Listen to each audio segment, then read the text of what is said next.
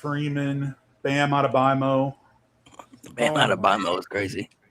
It's I am dropping 83 in 2K right now, so Mo Mercy.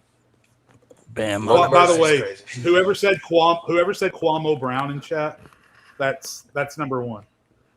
Kwame Brown, bro. Kwame Brown. I must have missed that one. I think I missed that one. I missed that one. Oh, never mind. It's right there. I hate y'all. The man can't play. No offense whatsoever. He is dead ass a scrub. I hate him. All right, everybody, welcome back. Another episode, No Name Wrestling Podcast, back in the building. We took a break last week because Mother's Day and everything. Everybody has some other shit going on, so we took a week break. We're back today. This week's episode was going to be last week's episode, so we figured we'd just go ahead and do it for this week. And I might have said it 2 weeks ago that we were going to do this. I don't know for sure, but since there's been rumors and speculations out there that WWE has been using ChatGPT for storylines, I figured today we would dive into some ChatGPT and we're going to see what they can cook up. So hopefully this bot app does not disappoint us, or if it does, then it will. Start having some conversations about what they're doing in that creative room, man. May I just say before, to get ahead of this, just so you guys know, I can't stand AI. More specifically, ChatGPT is the worst out of all of them. So good old ChatGPT, man. This is not going to be fun for me. Listen, I got a few different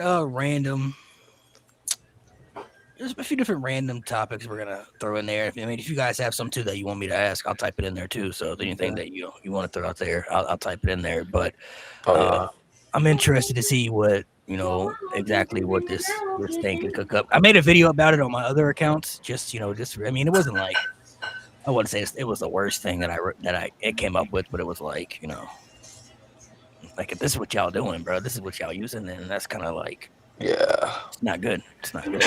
Maybe you could use it for different ideas, but like as your sole source, that kind of takes away the creative for like people. Yeah, at work, I strictly utilize it for copying and pasting, like because I do a job where I post on social media for my company, and there's a lot of times where the stuff that I post, literally all I need to change about it is the color or style of a roof that goes on or something. Right. So I'll put it in ChatGPT and say, hey, feed this post back to me, but replace it with this, that, and the other. It just saves me time. But I definitely don't use it for any sort of creation purposes because no, absolutely not. Yeah, it's a secretary, basically. It's good for certain uses. It does have benefits to it. I don't want to make it sound like it's all negative. So it does have some beneficial things to it, but like you can tell when someone's caption. I hate the AI captions, bro. Like you can tell someone put that shit in ChatGPT. I hate that shit, bro. Or when companies use AI to make their flyers and they think you can't tell, you can tell. Very easily. You can always tell. Yeah. It only uses very specific lettering, very specific fonts, very specific imaging. The people in them always have a certain look to them. So just anyone in chat, if you're using AI for your homework and you think your teacher can't tell, they can tell. They can tell. They can tell. Yeah, until now. There's literally AI detectors. There's literally AI detectors. Yeah, like when you post something AI, it'll say it like AI. Right. Photo, AI. These kids really can't write essays without AI now. That's the future, bro. It's different. Cliff Notes, bro. They don't know about that Cliff Notes, bro. No, nigga, that means these kids gonna be dumb as fuck. The future. We used to have to write the rough draft, the final draft, all that doesn't mean they're stupid. Hand. It means they're lazy. All right. Yeah. Cliff Notes, they're not smart. They're not strategic, bro. Like Cliff Notes saved my ass so many times. When you didn't read chapters for sure. 23 to 28. Cliff Notes, that shit saved my ass. You got to think that's the evolution. But I still learn from it. That's that's really the evolution of life, though, right? How many of us growing up, we hear like our grandparents talking about the shit they went through, like, oh, y'all, back in my day, y'all lucky y'all ain't have this, but it's like, they be gassing that shit, bro. I had African. Sorry, I'm not from that era. I can't help you. I'm sorry, y'all didn't have air conditioning. But I don't know. Like, sorry, you had to. I had African parents talking about. I had to walk to school every day. By feet, no car, nothing. I had to fight the lions on my way to school. Like, bro, I get it. Like, that's not my problem. Like, yeah, it's like, bro, I can't help. It's not my problem, bro. I don't know what to tell you, bro. Like, I'm not from that time frame. I'm sorry I had to go through that. 6 miles every day, back and forth. Like, you also got to think too. Cars now, nigga. You also got to think too when you're from that era. Like, you don't know you don't know any different either. So like for the future for us, we'll look at ChatGPT and the AI stuff a little bit differently because it wasn't around for us all the time. But for the newer generation, they're gonna grow up with it. So it's like that's all they kind of really know. You know, for people like even in the past, you know, like there's still old people today. Like my grandma she don't know how to use an iPhone like that. Like I gotta tell her like this is what you do, and stuff like she's still trying to figure out how to use an iPhone. You know, so she's just from an older generation where it's like she didn't grow up with technology, so it's like she had to adapt and get used to it over time. So it's really the evolvement of evolution. So I mean, I hope it can be beneficial to schooling and stuff like that. I would hope that it could be something positive, but it is kind of scary at the same time, just knowing like you can just create something like and it just like pops out like that. You know what I mean? That's kind of like I don't know, man. That's kind of like it's there could be pros and cons to it. If it's used in the correct way, then it can be beneficial. But for WWE storylines, no. And the thing that it's called WWE Creative. The thing that makes me the maddest about the not even just the rumors, the confirmations based on the Zarya vignette, the confirmation that WWE is using AI. Is that WWE has proven more than any other sports or entertainment entity in the world to have one of the best creative design teams ever. Yeah. Even going all the way back to the late 90s, the 2000s, they were doing stuff that was better than the NFL, than FIFA, than everybody. And the fact that they've proven they can do that, and then they still feel the need to cut corners, and maybe they thought, oh, it's NXT, no one's really going to notice. Like, come on. It was noticeable. It was very noticeable. See, my thing is, I don't care if they do stuff like that. As long as you just gotta make it look good, bro. Like, if it looks bad, then it's gonna be like, all right, come on. Yeah, like, if it looks bad, like, then that's a problem. If you want to do something like that where you can make it look good and cool, like add little features to like little promo packages, I don't got no problem with that. But like when you do an entire vignette of AI, like, come on, bro, an entire vignette. Yeah. Y'all couldn't have recorded this and just added like background features or something. Like, yeah, dude, it was crazy. Yeah, it didn't make no sense. The entire vignette is crazy. I have to get y'all takes on this because I saw this yesterday, bro. And the fact that this actually was even, I thought it was crazy. I don't know if you guys seen this. So I know what you're talking about. I just posted a video about this too, bro. This absolutely blew my mind. So I don't know if you guys remember Reggie from WWE, right? Back in the day. So he was on a podcast. I don't know what podcast he was on, but I saw a clip that he posted out the other day. So he said that he almost main evented WrestleMania. And I watched and I was like, what is he talking about? Almost main event WrestleMania. What are you talking about? And he said Vince McMahon sat down him, Sasha Banks, and Bianca in the creative room and said that he was going to add Reggie to that match because he had a chemistry with Sasha Banks. So the main event of WrestleMania almost was Reggie versus Sasha versus Bianca for the SmackDown Women's title. Are they sure they weren't just going to put him at ringside? He said specifically they were going to. He said he was going to be in, like the words came out of his mouth. He said he was going to be in the match. Like it was going to be a triple threat match. The story was that he was with Sasha. He wanted to like I don't know. He was like he had an interest with Sasha. Well, yeah, because the reason was because she had something he wanted, and that something he wanted was the women's championship. I don't know why he would want that as a man. Like, why would he even want the SmackDown Women's Championship? I don't even think he qualifies for it, but whatever. Young EA in chat just said it. For anyone who says what WWE really needs is to bring Vince back, I'm literally, if I could pull your wrestling card, I will. Yeah, and I don't do that to people. I get things aren't perfect right now. I understand the whole. I'll never forgive WWE for messing up that Cody Randy shit at WrestleMania when they had a wide open. I could never let that go. But I mean, if I had to pick, I would take a Jelly Roll and a Pat McAfee over Reggie in the main event. Reggie in the main event. Not even just the main event of WrestleMania in a women's match, a women's WrestleMania main event for a women's title. The first, honestly, the first and only all-black WrestleMania main event. I mean, it still would have been, but technically, yeah. But can you imagine? Okay, so this was in 2021. Imagine if we were looking back at history forever, and we looked back at WrestleMania 37, and the main event had Sasha, Bianca, and Reggie. And Reggie goes over. At that point, he has to go over. At that point, like, what's the point of putting him in a match? He has to go over at that point. Like, there's no reason for him not to. Can we fathom how insanity that is? Reggie as the SmackDown Women's Champion. Reggie fighting two women in the main event of a WrestleMania show. You might as well throw James Ellsworth in there. What the fuck? Bro, I saw that and I was like, no, that's crazy. You know, Stone Cold should have hit Vince with that fucking bedpan even harder. Jesus. Oh boy. I'm not exactly sure if Bianca would. I mean, I would assume Bianca still would have won, but it's like, why is Reggie in the match to begin with? Like, why is he? It doesn't even make sense. Why was this even like a thought? Like, he sat there and literally thought. That's worse than LT. He literally sat there and thought, like, Bianca and Sasha, what can we do? Oh, Reggie, we can maybe add him to this match. Because you have chemistry. What do you mean? But you know why? Because we all remember the first couple of weeks of the 24/7 title were funny or whatever, and then we all got sick of it. But you know the reason that 24/7 shit went on for so long is because Vince McMahon was laughing his ass off in the back. Oh, bro. You know that's why. So he watched Reggie doing his 24/7 shit, laughed his ass off, and then saw that he had some chemistry with Sasha during the Carmella story or whatever, put 2 and 2 together and said, that's what we need to do. That's why Vince needed to go, is because he had all these wires running in his head, but those wires weren't connected anymore.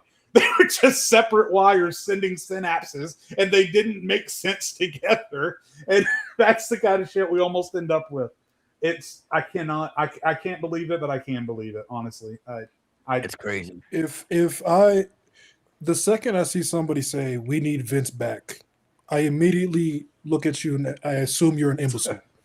Immediately. Because Hornswoggle for WWE. What were y'all watching? What were y'all watching? Because if we really keep it a buck, and I know a lot of us, I said this on TikTok before. I know this was a lot of our childhoods, but let's keep it a buck.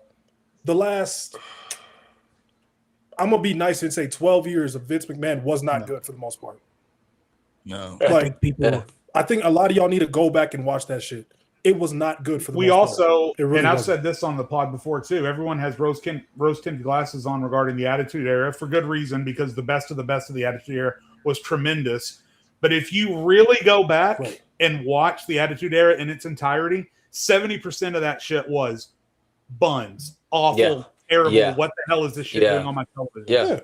Yeah. I mean, even if you go back to the Russo's aggression era, like the good was really good, but like the bad, oh my fuck, like the lower mid card was fucking terrible. Like the gimmicks were awful. Like it's my favorite era, but oh my god, like Simon Dean, Mordecai, like what the fuck are we doing? Wait, hold on, chill out. The lesbians. Mordecai actually was Valador. I like the lesbians. I like Mordecai. Right?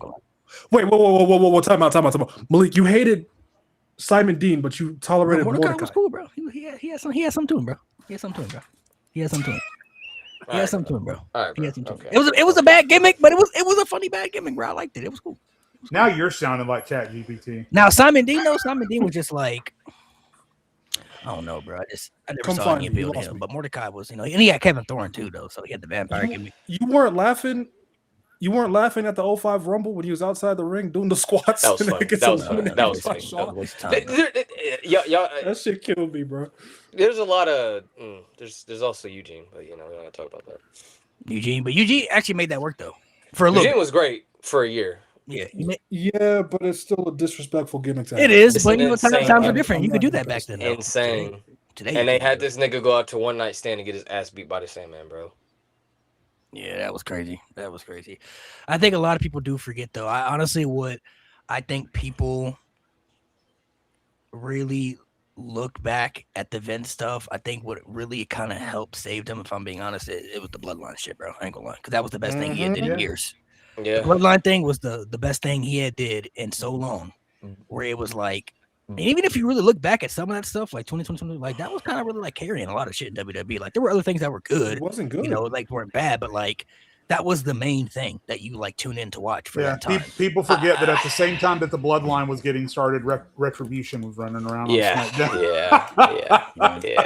I will say though, towards the end of Vince's run, the bloodline was starting to fizzle out. Like that shit was actually kind of like after WrestleMania 38, that shit was stale.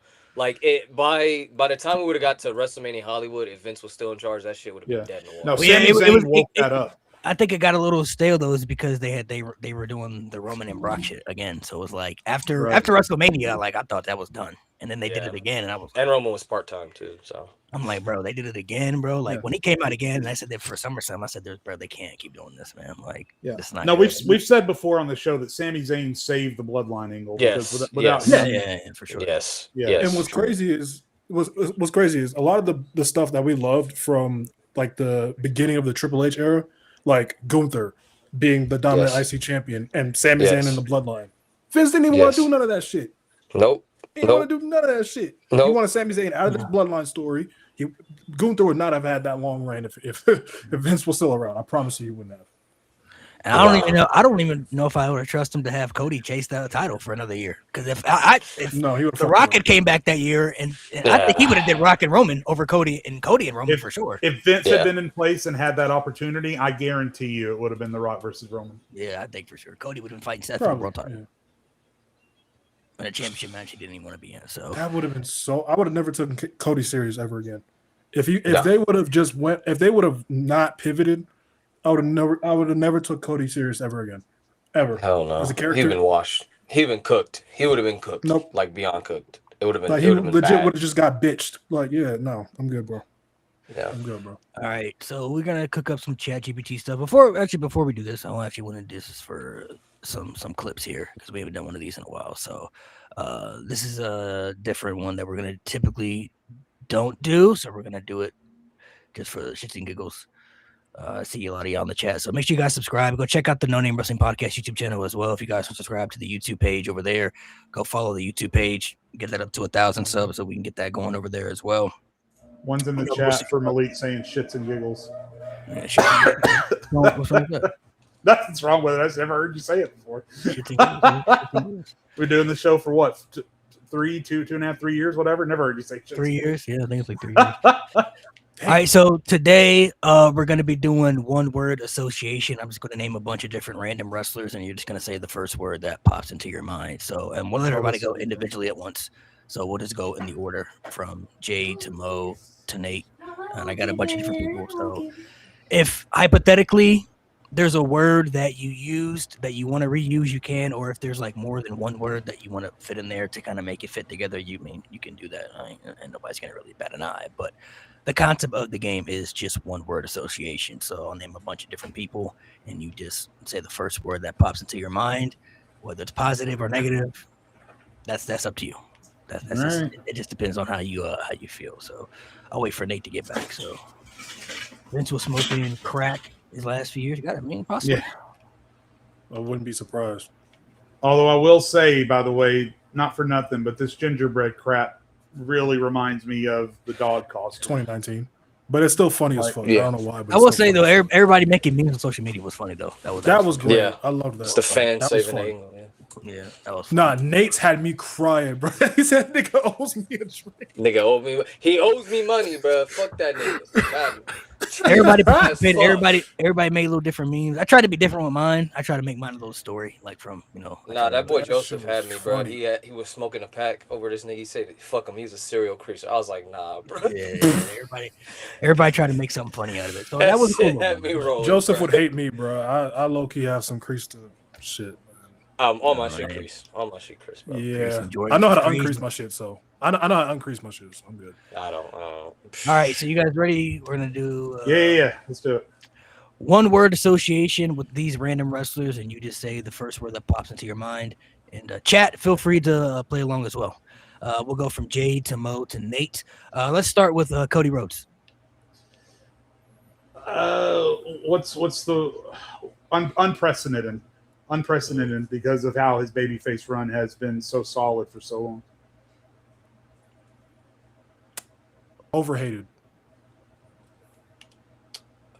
I'm gonna go underappreciated. Okay. What about The Undertaker?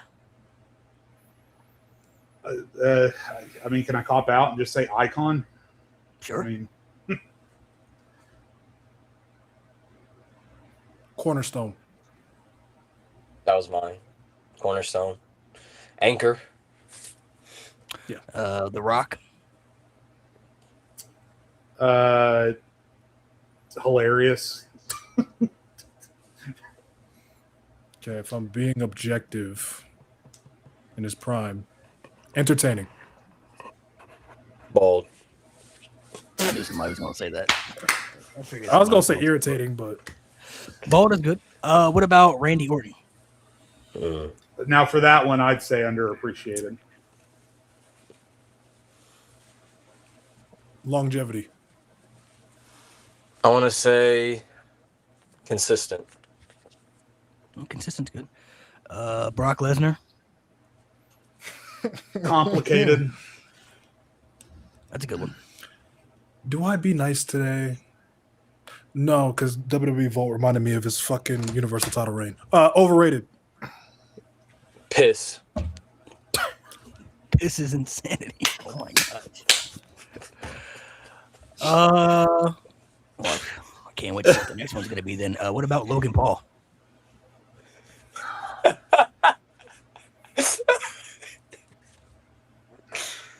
Buffed up R. Kelly. All right, let me stop. B. Kelly? What's the one word that I would use to describe Logan Paul? Logan Paul. Can we even do this? Internet. I'm just gonna say internet. Internet's okay. That's fair. That's fair. Yeah, irritating.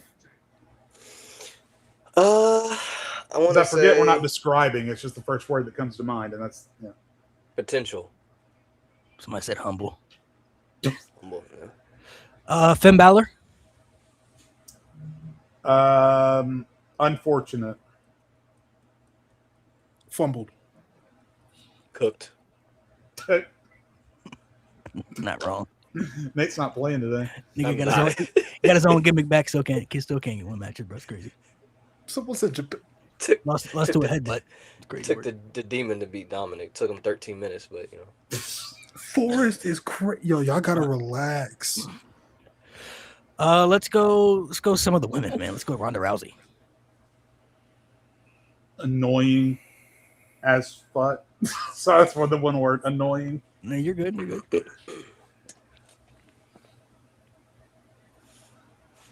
Come back to me. I'm blank. I respect women, but bitch. Wow. Jesus. I only call them that if they act like Ronda Rousey. Yeah. Mo? Weird. Yeah. Weird. Yeah. Now she's weird, bro. Worse. She is. I was trying to think of an NBA player comp, but like she got worse when she came back. That shit's weird as fuck to me. Yeah. And just her. She's just weird. It's just her. She's weird, bro. Yeah, she's she a is. weird person. I don't even know how to explain her WWE career. That shit's weird. I don't like the way she walks or talks or looks, like her facial expression. It's just weird. Okay, K-Dot. She's weird. Okay, K-Dot. She's weird, bro. Like, didn't she say the Columbine shooting was fake or some shit too? She did, yeah. Yeah, she's weird. And then an interviewer gave her the opportunity to walk it back, and she kind of did, but not really. Yeah, she's just weird. She's weird. What about Jade Cargill? I thought you meant this Jade. Green. Potential.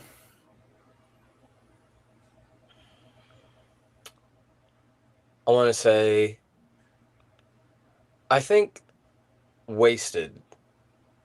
Just because they had an opportunity to really put her in developmental and have her develop into what she should be, but they wasted it. And I don't think it's going to be very hard for them to get her to where they want her to get to at this point. If they had taken their time, I think she'd be in a better place right now. Much better place. She'd be like Lash Legend. Like, she'd be where Lash is right now. Like, probably even at a higher place because she came in before Lash was even like that. And with that presentation. Yeah. Yeah. Okay. Yeah. We got a couple more here. Bianca Belair. Underutilized. Even as much as she's done, underutilized. Yeah. Some sense.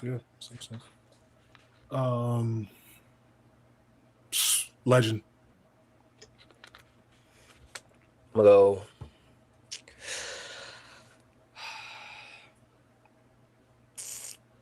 She is. You just said legend.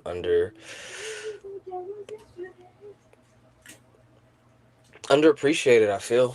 I know I said that for Cody, but I feel like for her, it's worse for her because she has the accolades, but after a certain amount of time, they just stop using her like the face of the division. Yeah, like the star that she is. Let's go. We got a couple more here. Let's go, Nikki Bella.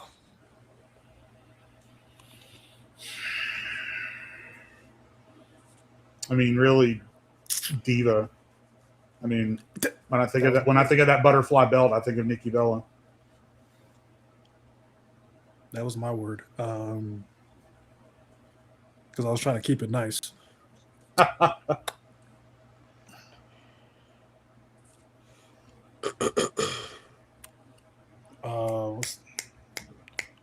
the word? Come back to me. That Divas one was so perfect for me. It was. I don't want to say trailblazer, but she was like a word that's like she was kind of first. I wouldn't say she's a pioneer, but she like kind of walked the road that others would follow, but do it 10 times better than she did. So whatever that fucking word is, I don't know if trailblazer's right. I think I have the word for you. I feel like that gives her too much credit, but okay. Yeah. Go ahead. I don't even know if this is actually a word in the dictionary, but fuck it. Overcredited. Okay. Yeah. It's interesting. Yeah. It's interesting. That's valid. Oh, my fault. What about AJ Lee? AJ,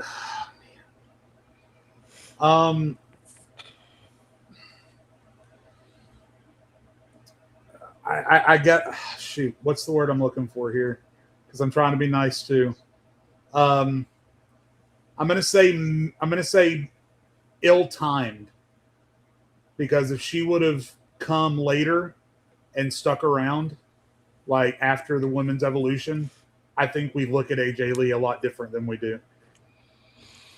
Okay. That being said, that's why my word is nostalgia. Well, inspirational. Trish Stratus.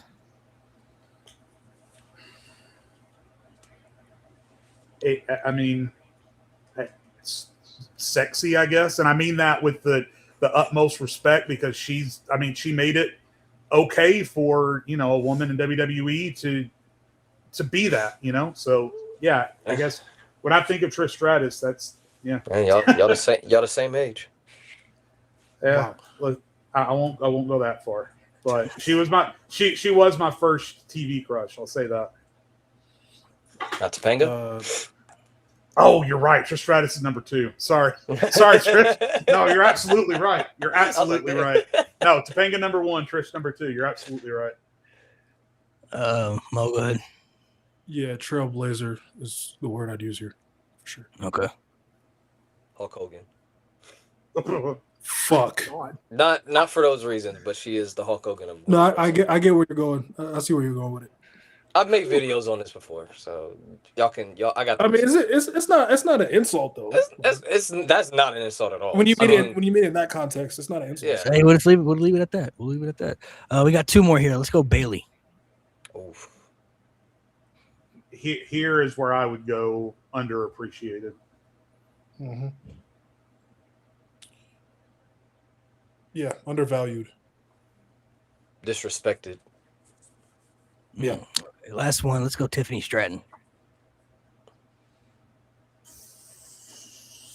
Uncertainty, because she was pushed really hard in the beginning, but now she's starting to kind of look like other things are more important to her. So I'm not sure what she's going to be going forward. So yeah, uncertainty. Okay. Overhyped.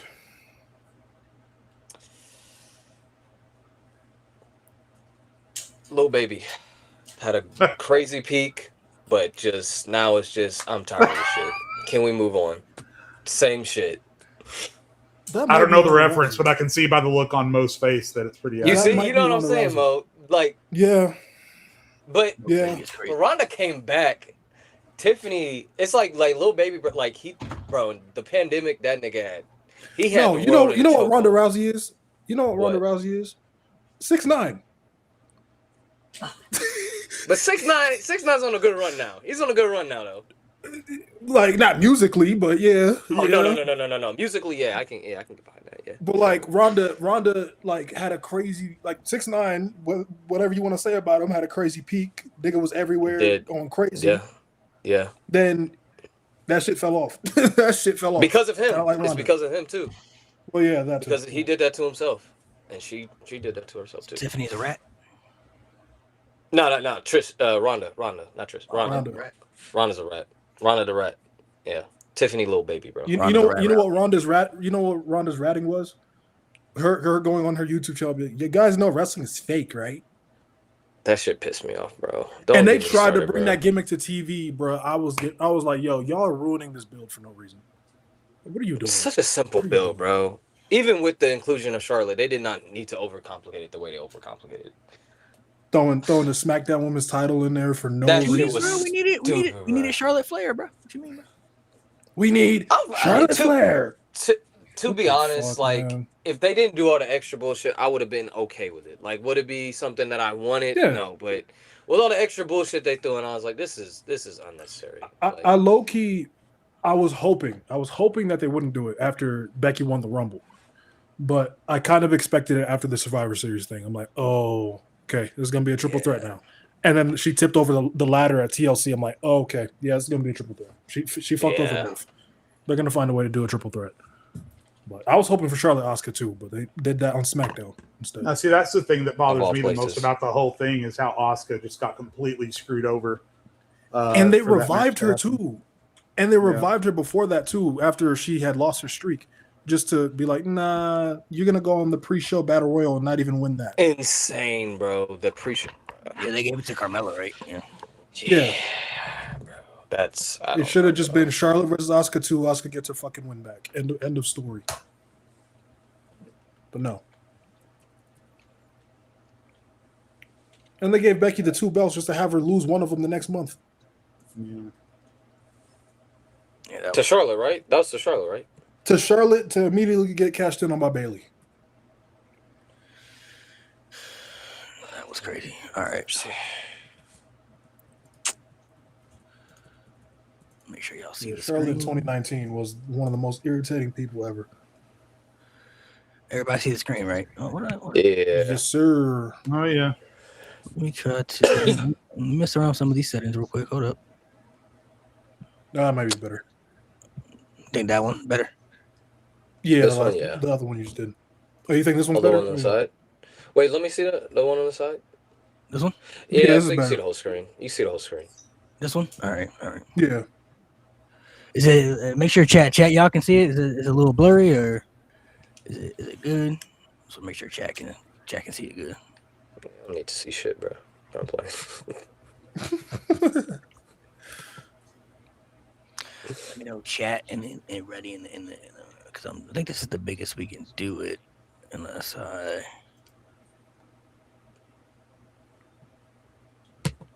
mean I could maximize it like that, but then everybody wouldn't be in it. So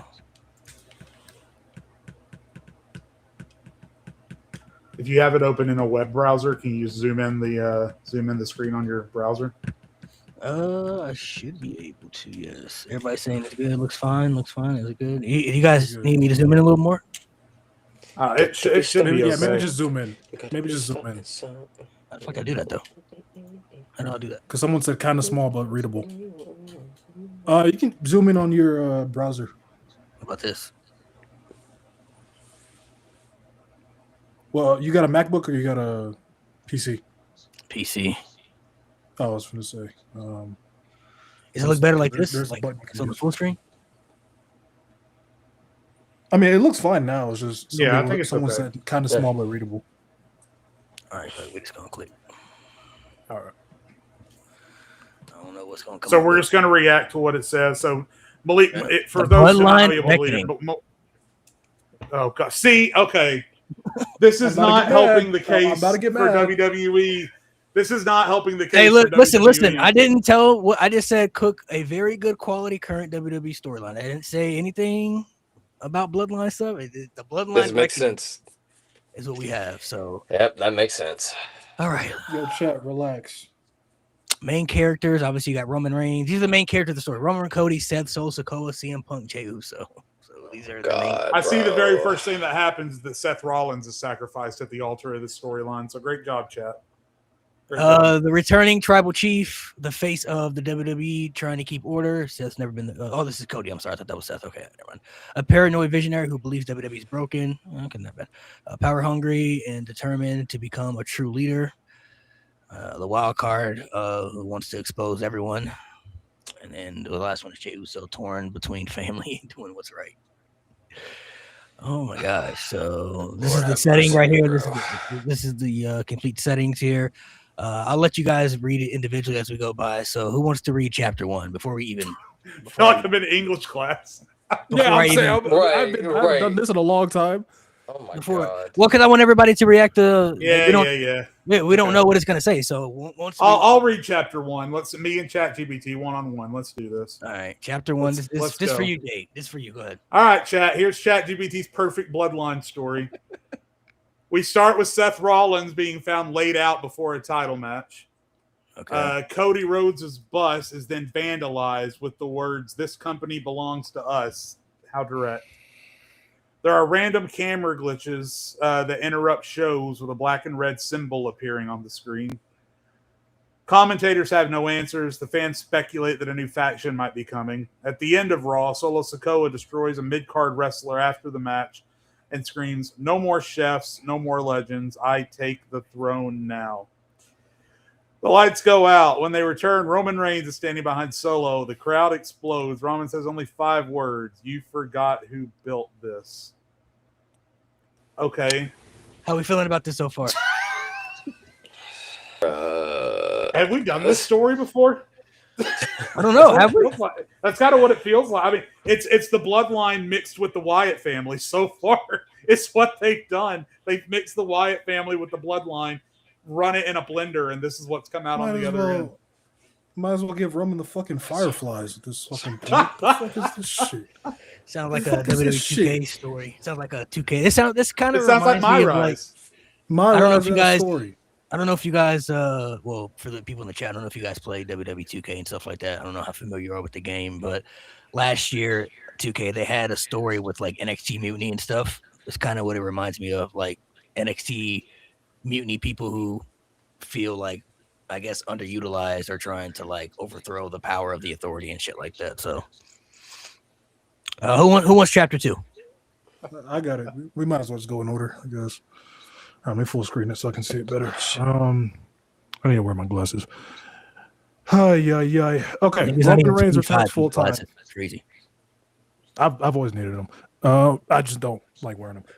Roman Reigns returns full time, but finds nobody fully trusts him anymore. Jey Uso refuses to rejoin him. Do they not pay attention to the current plan? Anyway, Cody Rhodes tells Roman, "You're not here to save WWE. You're here because someone took your spotlight." Meanwhile, Seth Rollins becomes obsessed with uncovering who is behind the attacks. He starts accusing everyone, even Cody. CM Punk enters the story, claiming the enemy isn't in the locker room. The enemy is the locker room. What? What does that even mean? I am the table head ass. Punk begins leaking evidence that certain WWE stars secretly work together for months. Tension grows. Every show ends in chaos.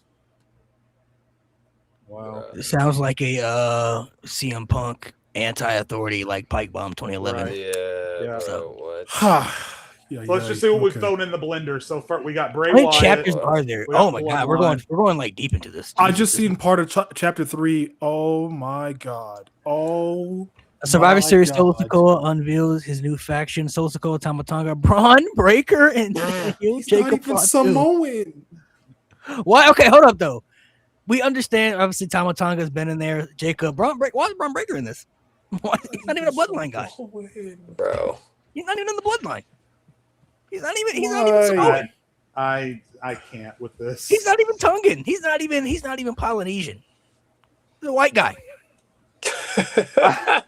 He's a Steiner, for God's sake. I mean, granted, Sami Zayn was in the bloodline too. We get that, but like, I mean, Braun Breaker in the bloodline, and a returning heel Jacob Fatu. I don't want to spoil chapter 4. We got a new honorary Roman made the bloodline weak by caring about fame. I don't want to. So this basically kind of sounds like what we're doing right now. I mean, you're in a story where Jacob doesn't want to acknowledge Roman. Solo, that means granted, Solo did acknowledge Roman when he first came into the WWE, so that wasn't an issue. But I don't want to I don't want the acknowledgement. I want to basically he wants like the spot that Roman is in. But it's kind of like we're already doing that story right now with Jacob, opposed to Solo, and then Solo kind of already did that too with like the Ulafala, the tribal combat stuff. That was like, I just don't understand why Braun Breaker is like. That's like the most random thing. Chapter 4, WWE falls. I'll let Nate read this one. All right. Let me see. Let me get close to my phone. All right. Without Roman, WWE becomes unstable. Solo's faction attacks wrestlers weekly. Championships constantly change hands. Seth Rollins loses his mind trying to stop the chaos. CM Punk manipulates everyone into fighting each other. Cody Rhodes becomes a locker room leader. He cuts a passionate promo. This place survived every era because someone stood up when things got ugly. I'm standing up now. Christ. Cody challenges Solo to a title match at the World. What title? What title? Who has Solo's the the champion? Is that what? Is Cody champion? Is Cody offering? Champion? Okay. No, it says Cody challenges Solo to a title match. So wait, they gave Thumbboy the belt. Solo accepts, but if Cody survives the faction first, for weeks Cody battles a member after member. Each week gets more violent. How violent are we? Okay, shoot. This is the Royal Rumble right here. Let's go back to Jay. Cody versus Solo. The match becomes absolute chaos. Ref bumps, faction interference, weapons, near falls, cats versus dogs, mass hysteria. Just when Solo was about to win, Roman Reigns returns. Massive reaction. Roman returns again, by the way. Roman spears Jacob Fatu. Superman punch to Tama Tonga. Stare down with Solo. Roman finally says, "You wanted the throne, then come take it from me." Cody then pins Solo. Bro, this is literally Solo didn't even get hit. Hold up. This is literally SummerSlam. Literally SummerSlam 2024. I was there. Yeah, I was about to say. So you mean to tell me Cody had to earn a shot for Solo to get a title shot? This is the same SummerSlam story. It's just, I guess Solo's now the champion and Cody's the challenger. But the entire ending, Roman comes back, takes out Solo, and then they literally are beefing over the Ulafala. Like, this is mine. Like, this is literally SummerSlam. Wow. It's literally a copy and paste of SummerSlam. This is Cody pinned Solo. Wow. This is literally SummerSlam. Oh, I can't wait for this. Road to WrestleMania. The massive stories happen. Roman Reigns versus Solo Sikoa. A battle over the Bloodline Legacy. Had that. This we haven't had yet. Cody versus CM Punk. Punk blames Cody to become the corporate golden boy. So we haven't had Seth Rollins versus himself. What? What's that mean? What? That nigga Rollins slowly becomes mentally unstable after months of paranoia. 1 week, Rollins cuts a promo laughing and crying at the same time. Maybe the problem was never WWE. Maybe it was me. Fans began cheering out of sympathy. What? Seth versus himself? Wait, what? How does that even possible? He got a clone? He can clone himself? Hold up. I just pictured Seth Rollins going, ha ha ha ha. Like, what are we? Bro, what the fuck? Nah, bro. Nah. WrestleMania Night 1. CM Punk versus Cody Rhodes. So now we skip to WrestleMania. So we did the Royal Rumble. Seth Rollins laughs and cries at the same time. Road to WrestleMania. We didn't go to Elimination Chamber. Okay, cool. So a story classic. I'm sorry, Mo. I didn't let you read. I skipped you. That's my bad. Go ahead. Oh no, you're good, bro. WrestleMania Night 1. Oh yeah. Okay, CM Punk versus Cody Rhodes, WWE Championship. Storytelling classic. Punk constantly targets Cody's neck. Pause. Cody refuses to quit. Near the end, Punk tells Cody, "You wanted the crown so badly, now die with it." Cody counters the GTS into 3 crossroads. Cody retains. After the match, Punk smirks and shakes Cody's hand. Huge respect moment. This has nothing to do with the bloodline, by the way. I was like, this has nothing to do with the fucking bloodline. Yeah, mind you, First off, I don't even hate this concept of this match, but what I'm noticing here is why is Punk and Cody under the main event of Roman and Solo for WrestleMania? Another tribal combat match. So Roman and Solo is the biggest match we have on WrestleMania. It's night I'm so sure. I mean, if you ask stupid Bloodline fans, probably. And it's tribal combat, which we did see. The match was good. I enjoyed the match. 1 in a row, good match. But we literally kind of saw this already, and it kind of seems like Roman leaves through the crowd. That's different. That's never happened before, I guess. Because he wouldn't do that. Yeah. Wait. Read the whole thing real quick. All right, it's mine. I got you. Okay, let's see what we got here. No rules, no interference allowed. It's tribal anyway. The entrance. Oh no, that's Bloodline rules. Never mind. The entrance visuals shows the entire history of the Bloodline. We know the fucking history. Anyway, this match is brutal and emotional. Roman fights like an aging warrior. Solo fights like a monster trying to replace history itself. At one point, Solo screams, "You made us." I'm not even gonna try. "You made us live in your shadow." Okay. Roman responds, "Oh my God, we're doing this bullshit. I carry this family on my back." God. He would say that. Solo attempts a spike. Roman counters into a spear through a table. 1, 2, 3. Roman wins. Okay. Yeah. Wait, I just read. I'm sorry. I just read further. I shouldn't have did that. Oh my God, I shouldn't have did that. That was my fault. But instead, celebrating, Roman helps Solo up. The crowd expects another attack. Instead, Roman places the Ulafala. What? Roman replaces the Ulafala around Solo's neck. Roman says, "Now you earn it the right way." Roman leaves from the crowd, and then Solo stands in the ring emotional. So Solo gets the Ulafala either way. Even though he lost? Roman beats him in his hand. Hey, take it. I'm about to get participation trophy. All right. Oh my God! Is that it? I should. There's the more. Final twist. Jesus. The Raw after WrestleMania, the mysterious. Oh my God! What is this? The mysterious screen glitches return. New message for. I think this is adding like different. It's things.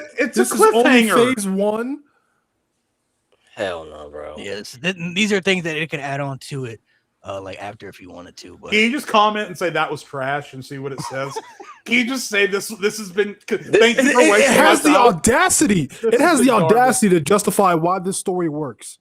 No, because I don't want to do that because it might add a bunch of more shit. That's usually what it does. It'll like add on a bunch of more different layers of the story. So we don't want to do that. But that was terrible. I am more baffled. The two things that baffle me: Braun Breaker in the Bloodline, and then Solo Sikoa. Where the fuck did Braun go? Wait, what? Yeah, he wasn't even involved. Neither Jacob. Neither is Tama Tonga or Jacob. They're just there. What the fuck are we doing, bro? It is there. I'm more baffled though the fact that Roman Reigns wins, and then this literally puts the Ulafala around Solo's neck. Like literally the most unthinkable thing that goes against Roman's character that he would never do. He would never do that shit. He would never do that. He literally was trying to kill people for that Ulafala to get it back around his neck. That just pissed me off. Holy and fuck. literally he wins and then says, "All right, bro, yours." You got it, bro. You got it. You couldn't win. Damn. You couldn't win, but it was best for the family though. Even though you couldn't beat me, you go ahead and take it. I know people that would defend this bullshit too. Bro, this was. Let's go back here. This is pathetic. We're gonna discuss this for a second. I don't want to discuss it. This is trash. This is why. This is for the people who are going to try to defend this. Y'all just read what we just read, and y'all just saw what we just saw. These are ChatGPT storylines, and we have Braun Breaker and a Bloodline. We had Solo Sikoa champion. And Roman Reigns surrendering the Ulafala. Roman surrendering the Ulafala? Tell me when Roman Reigns would ever do that. Oh, Seth Rollins versus himself? Yeah, had nothing to do with the story, by the way. Had nothing to do with the story. Seth Rollins fighting himself? So he's just going to go in the ring, they're going to ring the bell? Seth Rollins just crashes out, and then they go to the main event. Oh, my God. Oh, God. It was even worse than It's incomplete. It shouldn't have started. Wow. What's the worst thing? I don't know what I think is. I think the worst thing to me. The worst thing is Roman surrendering the Ulafala. Yeah, that's horrible. That was terrible. Braun Breaker in the fucking bloodline. What are we doing? The way they have written the Roman Reigns character, there is no universe. There is nothing.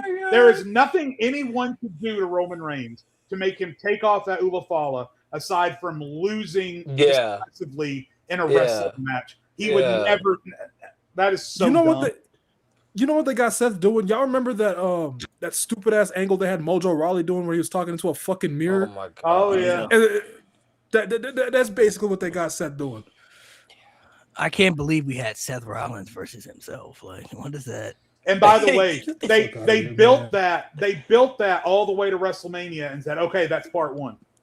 That's not how that works. That just pissed me off, man. I'm genuinely upset. Oh my gosh, man, that was worse than I could have ever imagined. I seen someone in the chat earlier, but while we were reading that, they said, ask ChatGPT how they would rebook Kofi's WWE title reign. Probably have Roman beat him. The bloodlines. Yeah. See, I personally, bro, I didn't have a problem with Brock. The New Day versus the Bloodline. Did it, bro? The only issue with his reign was that he didn't feel like a main eventer. Like, you literally could have put the Intercontinental Championship on him, and it would have felt the same. Yep. Yeah. All right, this one, I did put this one together. I was hoping G was going to be here for this one, but he's not. But we're going to do it anyway. Sami Zayn? No, I got to, I'm going to show you. Hold on. This is a story. I'm going to see what they say. I'm so curious to see what they say. I say create a story that turns Finn Balor back into a main eventer. It's going to involve the bloodline, I guarantee you, bro. I swear if I see blood. You're reading what I said. I said create a WWE storyline that turns Finn Balor back into a main event guy. Let's see what we got here. I hate it here. The Prince Reborn. The end of the Judgment Day. We're kind of already there for that. So. Hold on. Because he says Damian Priest moves toward being a bit. Damian Priest hadn't been in the Judgment Day for 2 years. The thing with ChatGPT, I don't think ChatGPT has updated the timeline of WWE. No. I don't think they have, because this is. If Damian Priest moves towards being a babyface, he's been out of the Judgment Day for quite. It has to be, because as they were doing the bloodline stuff right now, so let's go. They have potential. Okay, so we already know what's behind schedule, but breaking up the Judgment Day obviously would be the start of it. Okay, so what's next? The breaking point. Finn begins looking frustrated. So basically, where we got to right now. Yeah. Finn challenges for a world title on Raw against Rollins or Punk or Gunther. It gave itself options that time. Just late in the match, Finn has the title won. JD accidentally distracts the. So we've done this story. Dominic hits Finn loses again. I like how it says Finn loses again. Finn loses again. After the match, Dominic shrugs it off and JD apologizes. This has literally already happened. Yep. Basically, yeah. So this is where they got it from. You still got it's crazy. Sorry. Finn looks around. No music, no talking. So basically, like what you said, it's kind of similar, but a little bit different. Phase 2, the Prince returns. The next week, Judgment Day comes out furious. They demand Finn apologize. Instead, the lights go dark and the old Prince style music hits, which ends up happening. I'm kind of starting to think WWE did this. I'm kind of just readjusted certain things. Yeah. Do we think WWE typed in, "Hey, how do we make Finn Balor?" I'm starting to think so. This is all sounding very familiar because we don't know how to do this shit. Finn appears alone in a leather jacket, which he did with the black and white entrance style. His NXT peak days.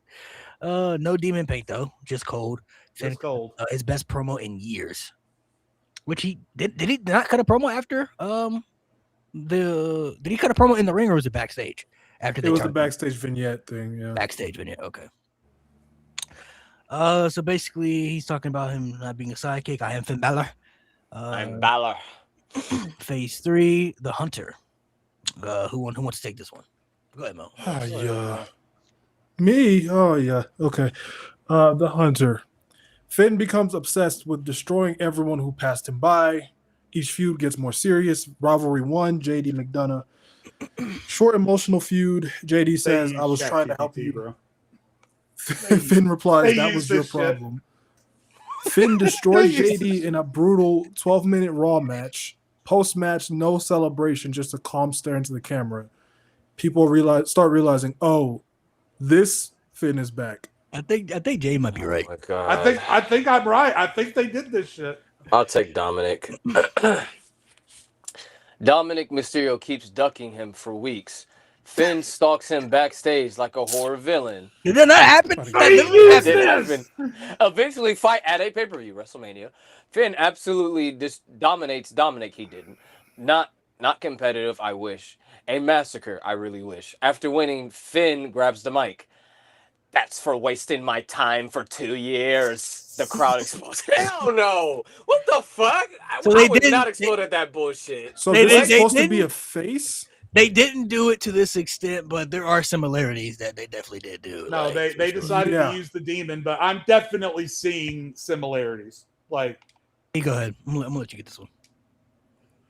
Phase 4, the main event push. All right, now Finn starts. Okay, so now we're getting to the point where we need to save this, and if WWE starts doing this, we know for sure. Mm-hmm. Now Finn starts beating upper level stars clean. Styles, McIntyre, Zayn upper level. Finn beats a protected top guy clean in a 25-minute TV main event. Maybe Jey Uso or Cody Rhodes in a non-title match. Afterward commentary says Finn Balor may officially. They said that in Phase 2. Why are they still saying it?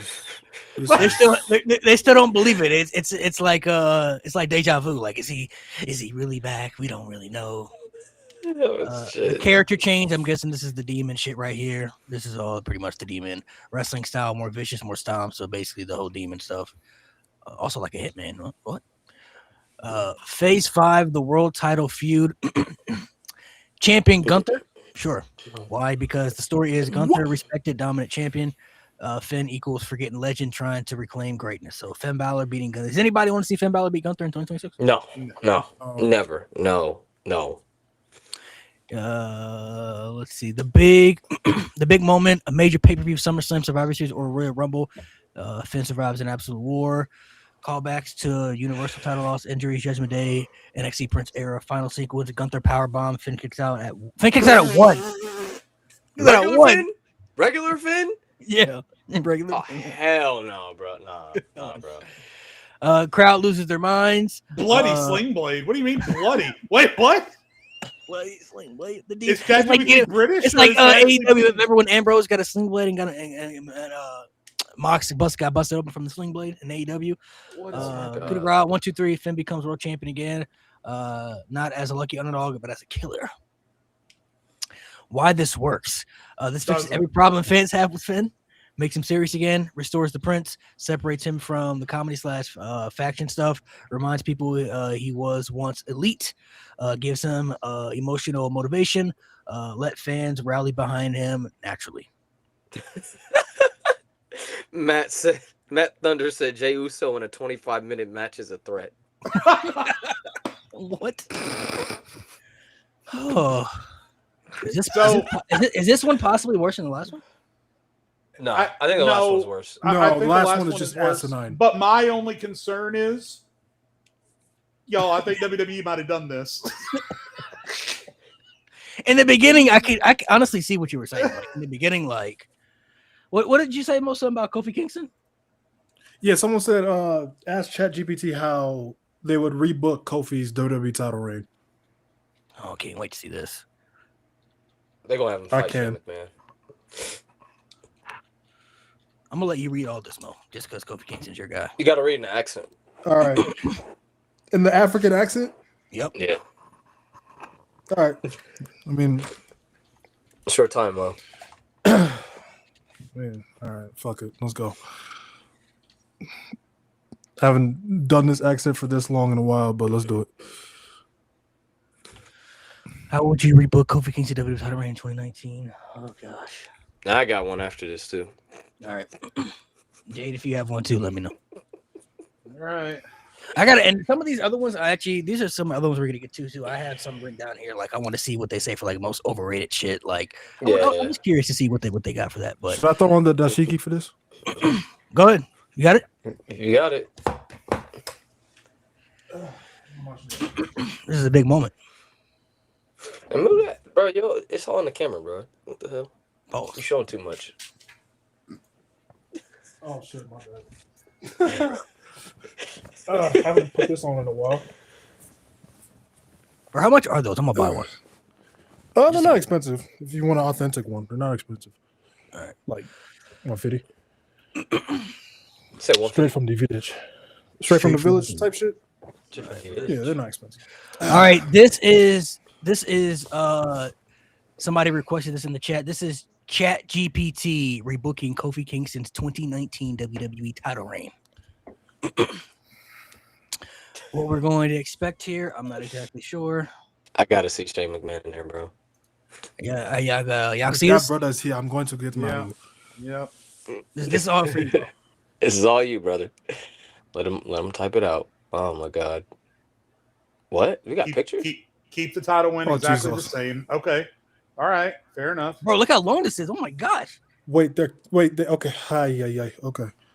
Bro, look, it's still going. Oh my gosh, bro. I don't know if y'all see the bar. How Well, they're going to take this to the next Mania? Oh, that's What not the that far, fuck? It's not that far. Yeah. Okay. Oh, Yeah, okay. Go ahead. It's all for you, man. So I start just from phase 1? Yeah, phase 1. Okay. The coronation. I'm gone. Keep the I can title do it. win exactly the same. Do not change the emotional payoff. It's one of the greatest moments ever. The following SmackDown. Instead of comedy and pancakes immediately, make the show feel historic. Open with the locker room applauding Kofi. Veterans like Randy Orton and Rey Mysterio shake his hand. I want that voice for my GPS, bro. Turn left at the intersection. Commentary pushes. 11 years grinding, never quitting, first title win, and now carrying the company. Then Kevin Owens turns heel, hard.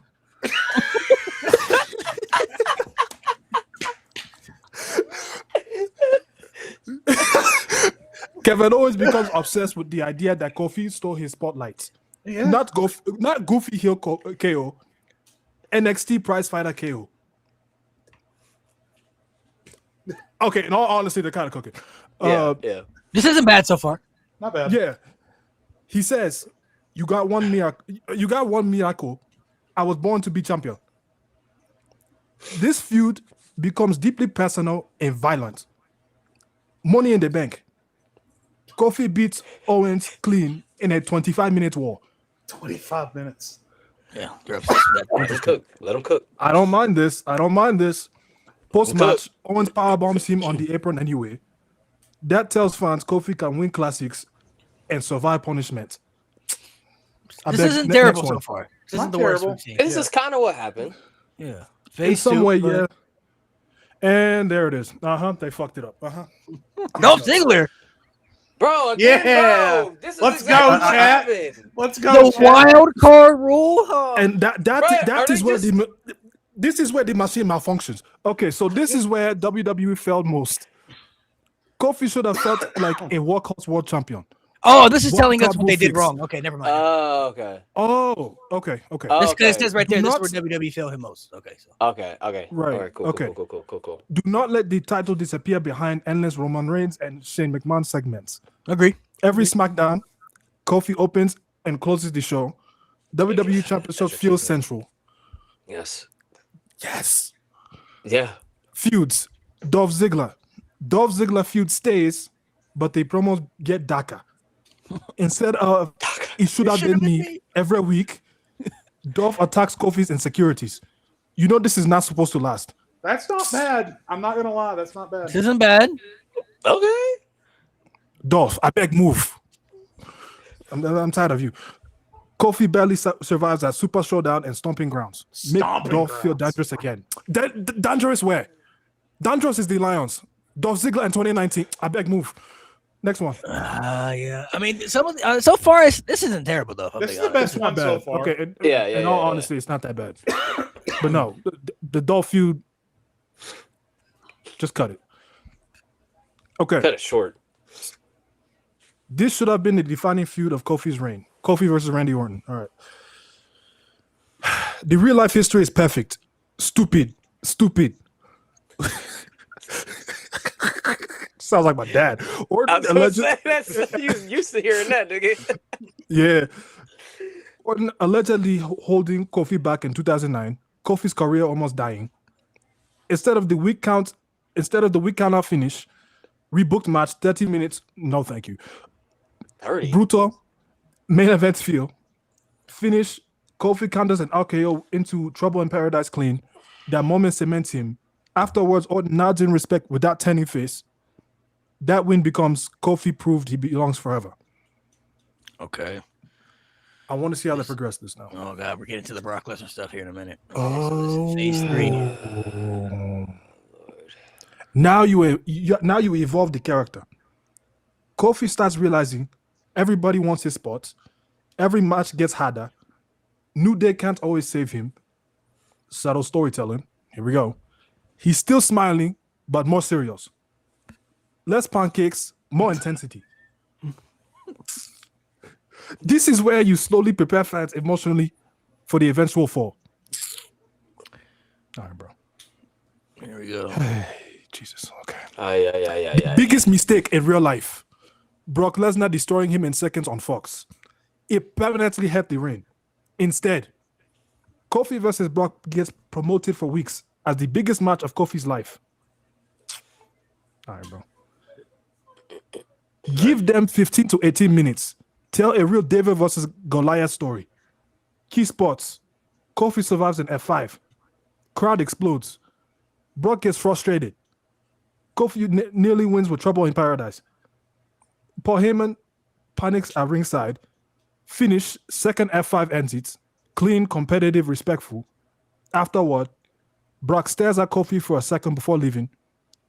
Everybody has to give respect, but move. That one change protects Kofi's credibility, the WrestleMania moment, the entire reign. This is the final results, it says. By the end of 2019, Kofi is remembered as a legitimate main eventer, one of WWE's best babyface champions, a resilient fighting champion, not a feel-good temporary champion. You also elevate Kevin Owens. How do you elevate Randy Orton? Bro, don't piss me off. SmackDown's world title scene, New Day's legacy, and more importantly, when Kofi finally loses, fans feel the reign ended, not WWE gave up on him. Yeah. This actually wasn't bad. It's not bad. If you're to assume that he's always going to lose to Brock, if the title reign had gone more like that and less like real life, we probably wouldn't have had much of a problem with it. Because ultimately, a lot of people do have a problem with the fact that Brock won at all. I didn't necessarily have a problem with Brock winning going into WrestleMania season because Kofi definitely wasn't going to main event WrestleMania again. So I didn't have a problem with Brock beating Kofi when he did. My problem was always the 15-second thing. Right. That was always the problem for me. And the fact that they took what was the reign ended up being a lot longer than any of us thought it would be, right? It went 6 months. And the fact that they took 6 months of history and said, now let's get Kofi out of the ring and get Cain Vasquez in here for a story that lasted all of about 2 weeks. Yeah, it was a travesty what they did to him there at the end. That was the best one we've seen so far. I think so. That was actually very good. I enjoyed that. Not bad. Now, again, this is where it's important to remember, though, when people start saying in chat, see, AI isn't so bad. The reason that was so good is because wrestling fans like us have gone into Reddit and blogs and Facebook and TikTok, and we've said those exact things. Yeah. And ChatGPT is pulling what wrestling fans have been saying on the internet for the better part of 8 years. So this isn't proof that AI works. This is proof that AI always is what it is supposed to be, and that is a machine pulling information from human resources and spitting it back out at you. Yep. So the reason that was good is because wrestling fans are smart. I mean, so just remember that. Who wants to go next? What's their? Oh, you, me. I want to ask ChatGPT how they would book Sasha Banks versus Bianca Belair versus Reginald feud. For that WrestleMania main event. I want to see how that happens. I want to see. Wow. I want to see how they pull it off. I can't believe we're doing this. I haven't done that accent in so fucking long. That was Dude, good. every time you said hard or pancakes. Bro, it's because Africans say it so weird. Hard. Do you not know there's an R there? Oh, the stuttering is a mainstay. Bruh. You gotta stutter. Look, Sasha versus Bianca versus Reggie My friend, come here. Hey, look, bro. Come here. What are you doing? This is oh shit. This is Nate's request right here. Yo. Oh how would you book Sasha versus Bianca versus Reggie at WrestleMania 37? Oh my god. Jesus. See, this is where it's going to be interesting because no one has gone online and booked Sasha versus versus Reggie. No. So I don't know where it's going to get the information. Nobody wants this shit. It's still doing. It's still going. Okay. Damn. All right, Lord. Nate, this is all you, bro. So here we go. All right. The Build Elimination Chamber 2021. Bianca wins the Royal Rumble as normal. Sasha is proud at first. You choose me because you know I'm the biggest. Okay. But over the weeks, Sasha slowly becomes paranoid that Bianca naturally becoming even more beloved than her. Even Reginald Thomas, Reggie, instead of just being Carmella's, I can't read. This is so small for me. Pause. Pause. Oh, Sommelier. Comic relief. Reggie becomes obsessed with proving Bianca isn't unbeatable. Right? He distracts Bianca during her matches, helps Sasha retain accidentally, causes misunderstandings between Sasha and Bianca. Not because he likes Sasha romantically, because he worships the blueprint and thinks Bianca is replacing her. What the fuck? That's an important change, okay? The turning point, Fastlane. Sasha and Bianca still defend the tag titles together. They were tag champions? They were tag... I was going to say, were they tag champions? What? No. I'm so confused. They kept fighting for it, but never won. All right. That's random. Okay, anyway. Bianca has things won. Reggie appears. Bianca chases him off. Sasha gets pissed. After the match, Sasha snaps. She shoves Bianca. You care more about him than these titles. Bianca fires back. You always got someone doing your dirty work. Reggie tries to apologize to Sasha afterwards. Sasha destroys him with a backstabber and says, I don't need help from anybody. Too many cooks in the kitchen. This is already shitty. Now everyone's motivations are clear. Oh my God. Bianca wants to prove she's EST. Sasha feels her spotlight slipping. Reggie wants validation from Sasha after being rejected. This fucking, oh my God, I can't. This somehow Vince would probably book this worse, but I don't know. This is contract signing, the final SmackDown before Mania. Reggie interrupts and begs Sasha for forgiveness. Oh my God. Bianca says, you made this whole thing worse because you wanted attention. Reggie finally snaps. Oh God. No, I made this better. What? Without me, nobody talks about either of you together. Oh my fucking God. Oh my fucking God. He says, oh my God. He says Sasha fears Bianca and Bianca secretly enjoys Sasha unraveling. Massive pull apart brawl. Then Adam Pearce announces, oh my God. Since Reggie refuses to stay out of this, he's officially added to the match because he keeps interfering. Okay, that's just the natural cause of things. That's how you earn a fucking match. Okay. Crowd reaction, confusion, anger, intrigue. No one's intrigued. Perfect. This shit's not perfect. It's anything but fucking perfect. Oh God. I don't want to see the finish yet. I don't want to. Oh my God. WrestleMania 37 match layout. Match style, not comedy. It better be. This shit is fucking. This is laughably bad. Reggie wrestles like he's desperate underdog gymnast. Oh my God. Insane evasions, springboards, near falls from opposite roll-ups. Constantly surviving. The women still dominate the match physically and emotionally. Key points. Bianca military presses both Santa and Reggie at once. I'm sure she actually could do that. She probably could do that. She definitely could do that. Sasha uses Reggie as a shield.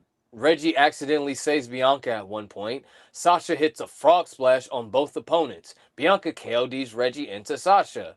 Near finish.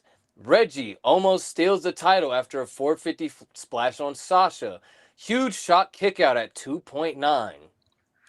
Oh my gosh. I'm afraid to see this. The finish. Final sequence. Sasha locks Reggie in the bank statement. Bianca deadlifts both of them.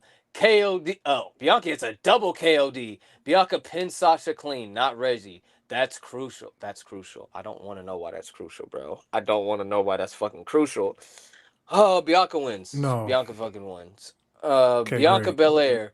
The ending still preserves the historic crowning moment while making the road there way more dramatic and memorable for the wrong reasons.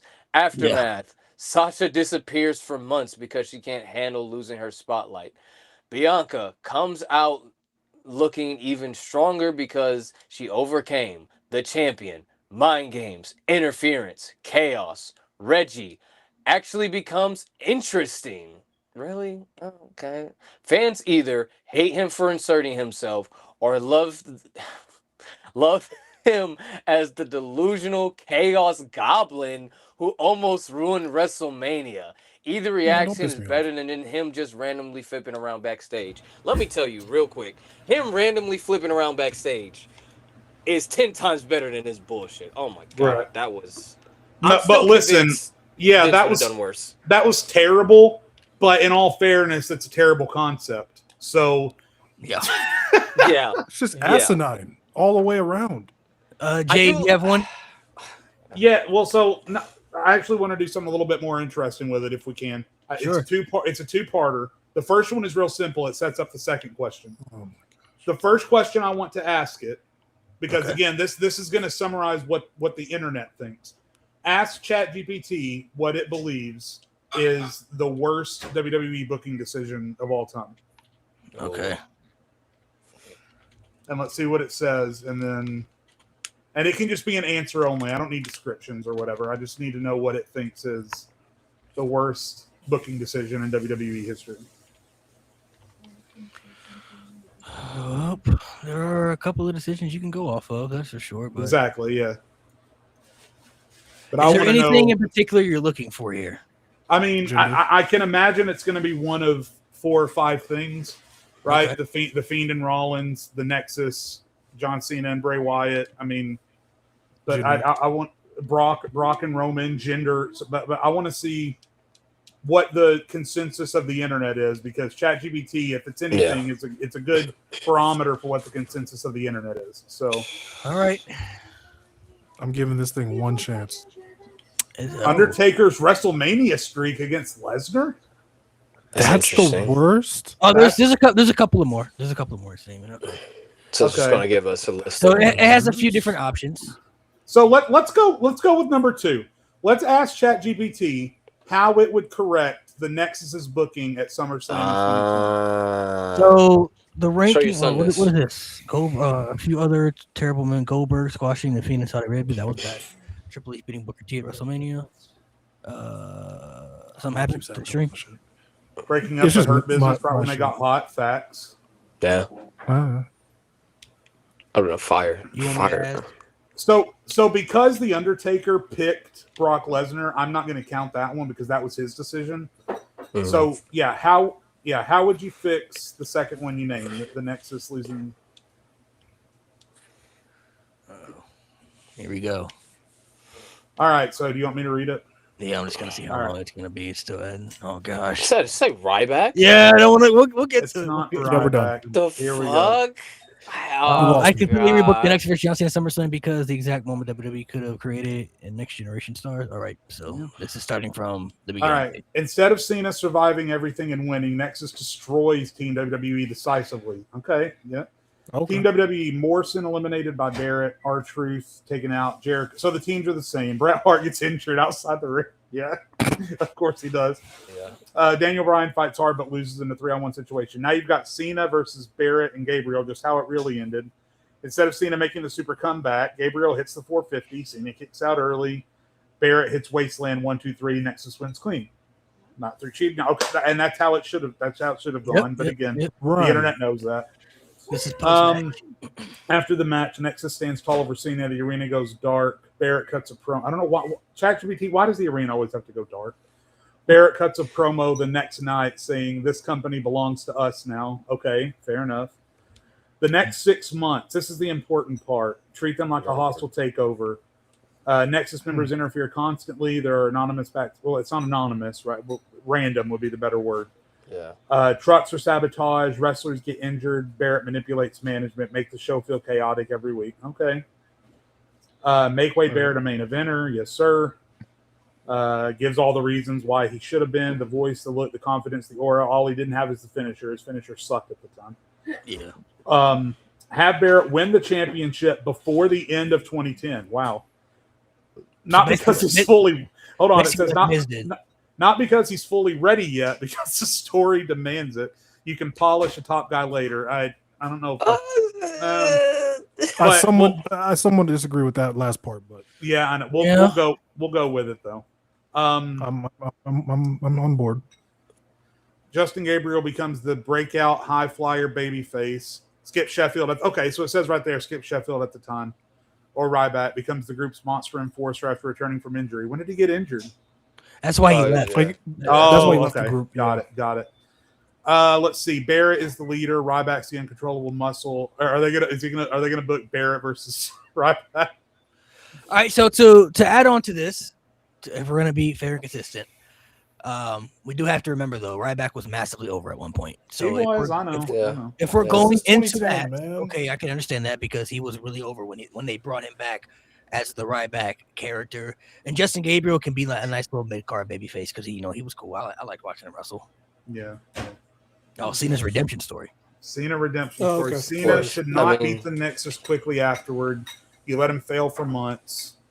Then at WrestleMania 27, Cena finally defeats Barrett one-on-one in a huge payoff match after an entire year of Nexus dominance.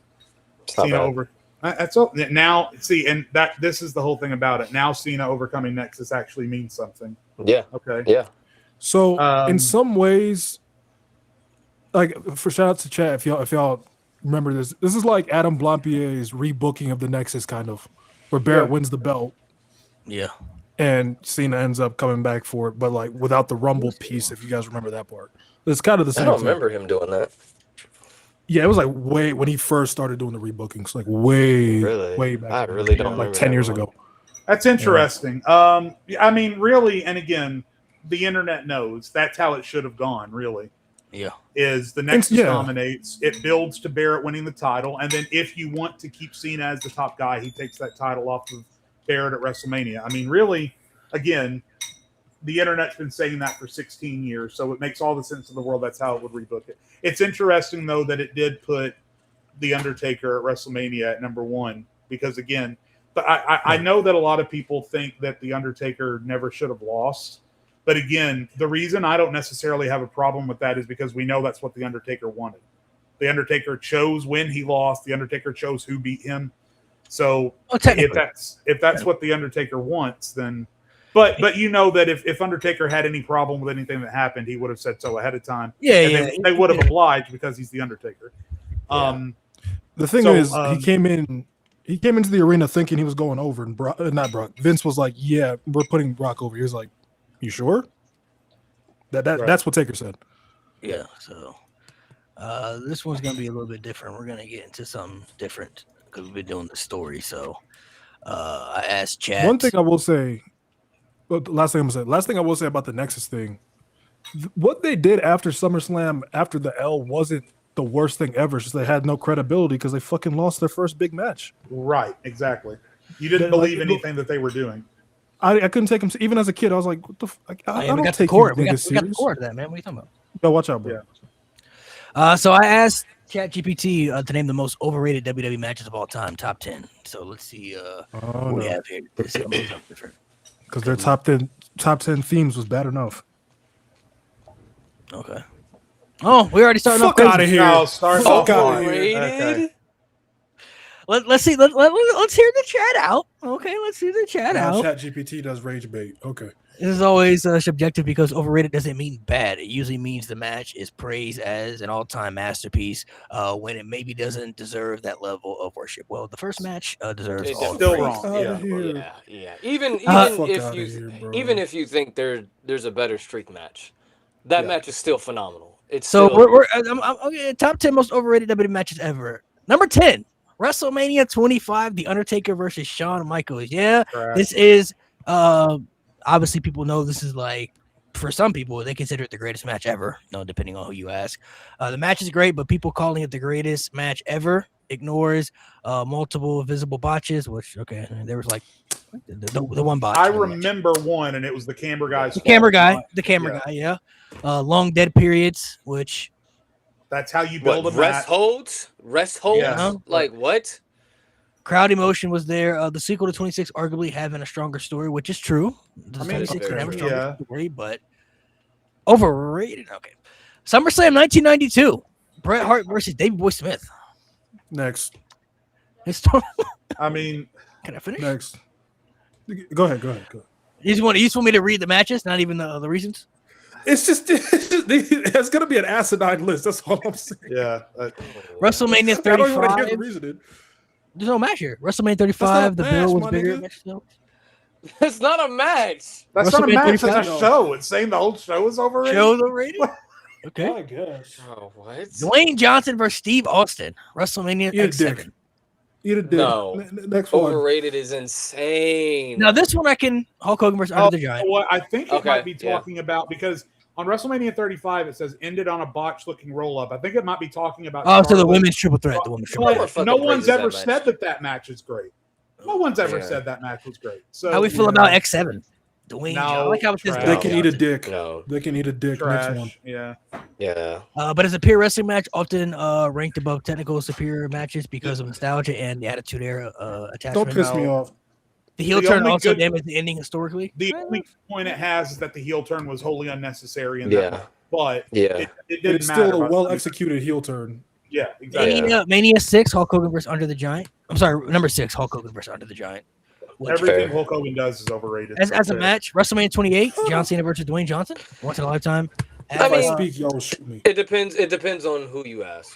Had one of the best builds ever, but the actual match was slow. Overall finisher heavy, felt more cinematic. See, I feel like this was number 2 though. Finisher heavy was like the second one. It was kind of like the the match itself was good. It wasn't fantastic, but it was, 28 was great. I don't care what they can say though. I'll stand on that, bro. It was cool. It was a good match. It was a good match. Number 4, Stone Cold Steve Austin versus Kevin Owens, WrestleMania 38. Nobody guesses that. No one calls that. No one calls that an all-time. It was great for what it was. I was there. No one calls it classic. That's a fun Roman Reigns, Cody Rhodes, WrestleMania 39. Next. Again, everyone says 40 was better than 39, so I don't really understand the placement of this match on the list. So, there are people that think 39 is a better match, though. Well, they're wrong. I mean, objectively, they're wrong. Yeah. 39 is fantastic, but 40 just... Some people think 39 was a better in-ring match. Like that was the better in-ring match they had. If you go purely by in-ring, yes. But if you... Everything that wrestling is, I mean... WrestleMania 12, we have Shawn Michaels versus Bret Hart. That's fair. That's fair. Yeah, I guess I'm okay with that. Well, I want everybody to guess what number 1's going to be. What do you think number 1's going to be? It's going to be Macho Man versus Steamboat. Macho Man Steamboat's a good shout. That's going to be. Everybody pick one answer. You said Macho Man, Ricky Steamboat. You said End of an Era. Well, Nate said Macho Man Steamboat first, so I'll let him have that one. I guess I'll go Cena Punk, Money in the Bank. I'm gonna say Cody Roman. I'm gonna say Cody Roman, the second one. That's what I think they're gonna say. Oh God, here we go. Paul Levesque versus the end of an Era. The End of an Era, man. There it is. Yeah. Paul Levesque. First of all, they using real nigga's name. All right, bro. All right. That's honorable mention. Somebody said Money in the Bank. Yeah. Money in the Bank 2011. WrestleMania 26. End of an Era is the number 1 ChatGPT most overrated match in WWE history. Massively overlong, full of kickouts that killed the suspense. What? That built suspense, bro. What? Does ChatGPT know how wrestling works? What? Oh my gosh, this app. Bro. That has literally the greatest kickout at 2 of all time. What are we talking about? You know what's crazy? I will look at other people's opinions sometimes, like on the blogs that people do and reviewing old shows, I will see some of the most asinine takes off of those reviews on certain matches that like the consensus agrees a great match. I'll see these people that be like, "That's a cool 4-star." Like one dude rated HBK Taker 3.5. Like you're a fucking bot. I just want to know what Reddit thread ChatGPT pulled for that list of like that comes from whatever Facebook group or Reddit thread that was pulled from. Please remind me to never visit there. We already knew it started off bad by because it had Shawn Michaels and The Undertaker at number 1. So we're at number 10. This one's gonna be different. So I guess this one right here is gonna be subjective. I guess I asked them to name top 10 most overrated WWE themes. So not this again. Well, you know the ones that it's gonna pick because there's only so many that have that level of. Oh well, we shall see. We shall see. We're gonna see. Oh Lord. Here's a list of the top 10 most overrated WWE theme songs. Not necessarily bad, but themes that are praised way beyond what the actual song quality or impact deserves. Number 10, Kingdom. How we feeling about that?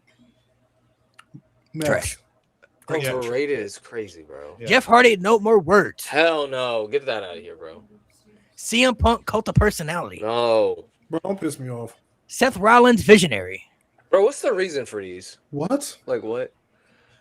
Seth Rollins is the woe chant, made the theme bigger than the music itself. Outside of the crowd participation, it's repetitive and doesn't evolve much, which I mean, it is a repetitive theme. But it's music, bro. Like what? Amazing song overall, Cult of Personality, but it's doing heavy lifting because it's already a classic rock track. As a WWE theme specifically, some fans rank it untouchable when it really is just licensed and attached. So it's basically saying it's overrated because it's not a WWE made theme. That doesn't make any fucking sense, bro. Number 6 is Metalingus. Yeah, no, listen. Good theme, absolutely. Greatest ever? Question mark. Not. Where are you going? Mohammed has left the building. Enough of this bullshit. No.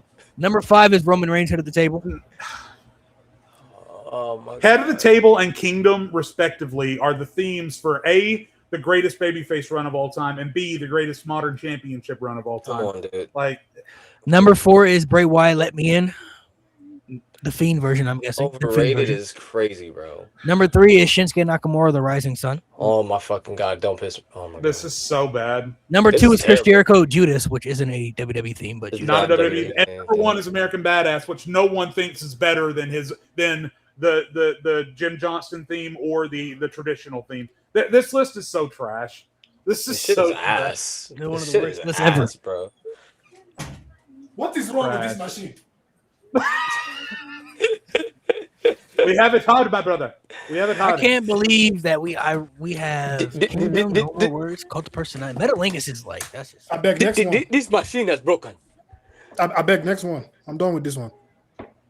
Metalingus is absolutely. Hold on. What I was going to see what the honorable mention. I think I saw voices as honorable mention. Oh I think. God.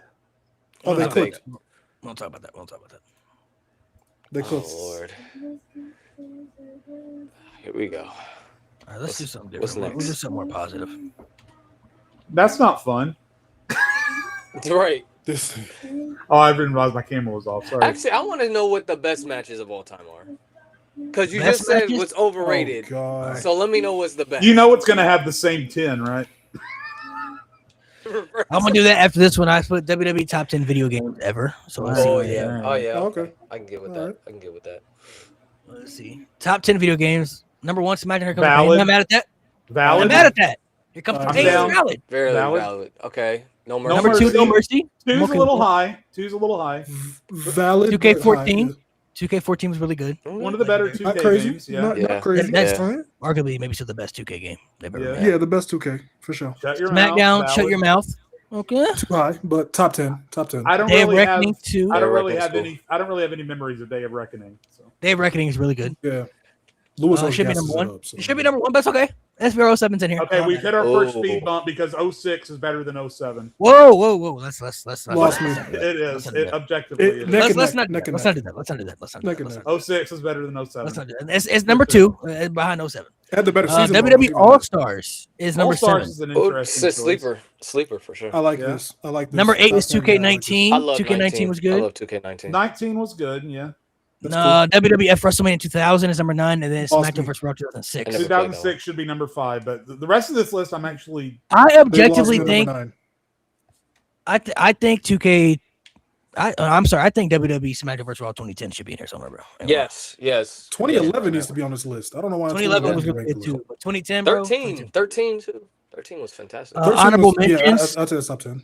Honorable mentions: 2K23, SmackDown vs. Raw 2011, 13, WWE 11, Def Jam Vendetta, WWE WrestleFest. That's a good call. WWE WrestleFest was terrible. They didn't even say WrestleMania the arcade game. First off, Def Jam Fight for New York is a lot better than Vendetta. Secondly, that's not WWE, you stupid machine. So what's everybody's top 5? My personal top 5 would probably be. Hold on, wait a minute. What? Wait a second, hold on. Sorry. I want to look at the chat and see what they say too. In no particular order, my top 5 would probably be Here Comes the Pain, Shut Your Mouth, 06, 11, and 2K14. Okay, well, probably my top 5. My top 5 would be 07, 06. Here Comes the Pain. I really like SmackDown vs. Raw 2010. That's up there for me. And then probably 2K14, WWE 2K14 would probably crack that for me. Which one was it with every time you opened it, it was blow my mind, blow my mind. That was 2K. That was 2K19. I still because I remember the game being good, but I remember getting annoyed every time I turned it on. Like, pick a new song. Mo, you got your top 5? The core memory right there. Yeah. Shit. So recently, I used to say 07 was the GOAT, but I've been moved to say Here Comes the Pain is the GOAT. But then 07. 2011. Yes. I'd probably go 6 on your wall, bro. Yeah, I love 06. I do got a lot of. I'll put it in there just for the love I got. 06 is really good. Yeah. It's 14 and honorable mention. No, 06 is the one like old school classic game that I regularly go back to. I did a playthrough of 06 GM mode with a buddy not too long ago. Yes. So I hit that GM mode. That shit's great. Which one do you have in your top 10? My top 5 for me. The top 5 and also top. My favorite is 2010. That's my all-time favorite. I'm gonna be different. I'm gonna put WrestleMania 19. I really fucking love that game. That was a lot of fun when I played it. Okay. Really? Yes, I love that. Well, it's expensive as fuck now. I don't have it, but when I had it, fucking amazing. WWE 13. A lot of fucking memories on that game. Oh my god, so great. I'm gonna go 19. 2K19. I love that one. And then I'll probably go SmackDown vs. Raw 11 because I didn't play 06, 07 like that, but I played 11 and 10, and 13. Like, I binged those games so fucking much. Like, by the way, I will say shout out to, this is going to be beyond y'all's times, but shout out to WWE Super WrestleMania on Super Nintendo. It had a limited roster, but it played like a Mortal Kombat arcade game with like power-ups, and like the Undertaker would have like a flaming tombstone that he would hit people with. Doink was like throwing like horns at people. Just as an arcade experience, if you can get it on Super Nintendo or play it on an emulator, I would highly recommend playing Super WrestleMania. It's a trip. This is one Nate said. I have an emulator for it. I could try it. Nate wants one of the top 10 greatest WWE matches ever. See what they say. Oh. So you called it overrated, but you put it number 1. I knew it. I same fucking list. It's number 1. It's literally number 1. Get the fuck out of here, bro. Get the fuck out of here, bro. Number 1 is Shawn Michaels versus The Undertaker. No consistency. Fuck out of here, bro. Mind you, this was in the top 10 most overrated ChatGPT matches. Oh my god. Number 2 is Stone Cold versus Bret Hart. Shawn Michaels versus Kurt Angle. CM Punk, John Cena, Money in the Bank. Again, that was on the list. Triple H versus Shawn Michaels versus Chris Benoit. The Rock versus Hulk Hogan. The Undertaker versus Mankind. TLC 2. Stone Cold versus The Rock, which was also an overrated. That was overrated. Daniel Bryan versus Batista versus wow. Lost me. Okay, that's where you lose me. Honorable mentions: Brett versus Owen, Cena versus AJ, Royal Rumble, Roman Reigns, Cody Rhodes, WrestleMania 20, Gunther versus Sheamus, Clash of the Castle, Brock Lesnar versus Kurt Angle, WrestleMania 19, Shawn Michaels versus Razor Ramon, WrestleMania 10.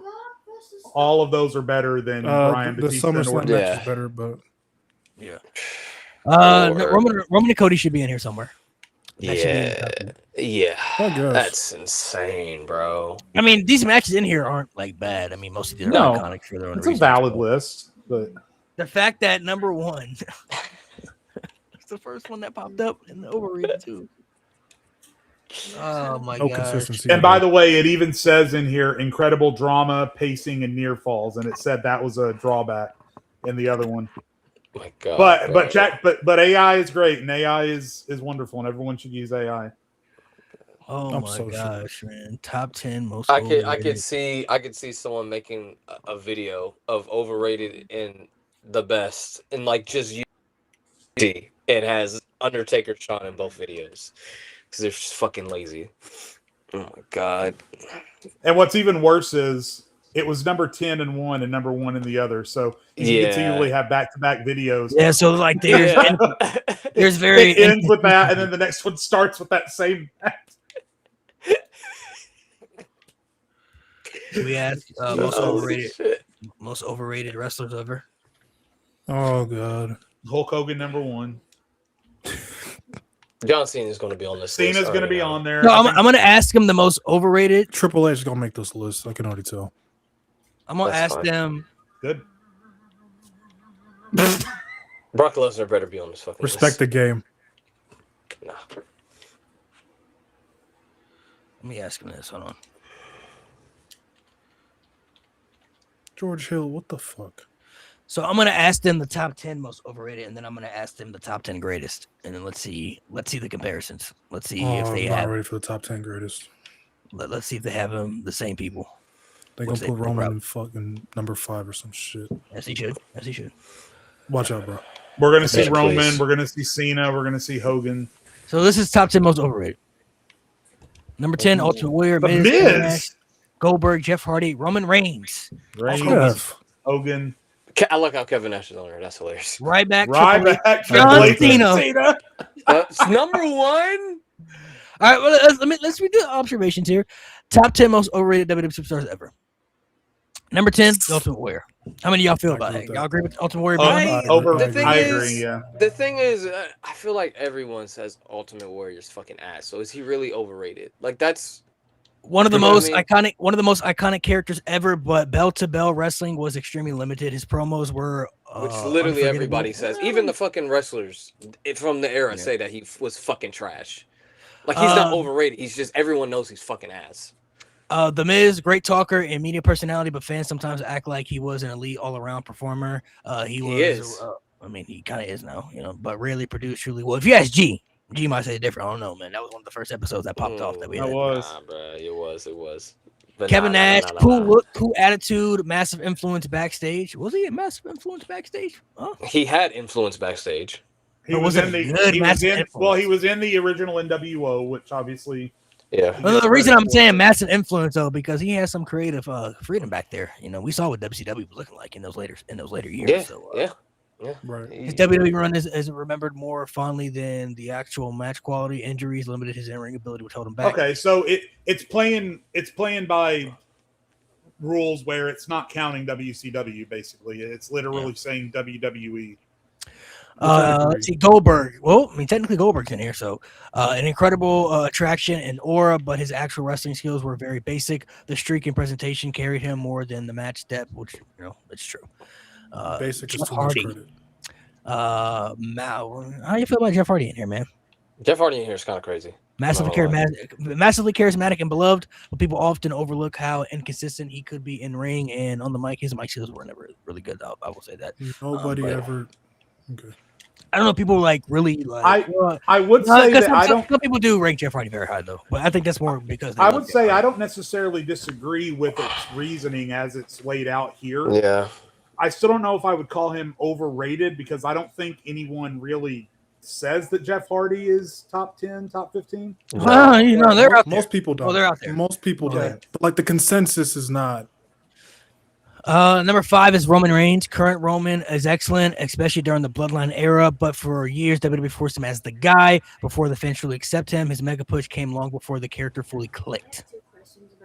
I mean, that's true, but is he overrated? It depends on who you ask. It depends. Yeah, I was about to say it depends on who you ask. Depends on who you ask. Okay, Hulk Hogan, maybe the biggest star in wrestling history, but strictly as a wrestler. Jade has spoken about this many times. Not really a great wrestler. Don't need to beat a dead horse. Yeah. Well, Ryback being on this list is crazy only because I don't know where it's pulling this information that anyone rates. A crazy example of presentation creating hype. Once the entrance and catchphrases wore off, the in-ring work and promo ability just didn't justify the monster push. Yeah, true, but technically you could say he never even got a monster push because it ended before it really started. True. Triple H, very good wrestler as an in-ring. Very good wrestler and an all-time great mind for the business. But some fans rank him alongside the absolute top-tier legends as an in-ring performer. His long reigns and potential reputation, political stuff that was happening backstage and everything. Did I write this? You might have. I think I might have wrote this. You might have wrote that one. Number 1, John Cena, the most controversial pick.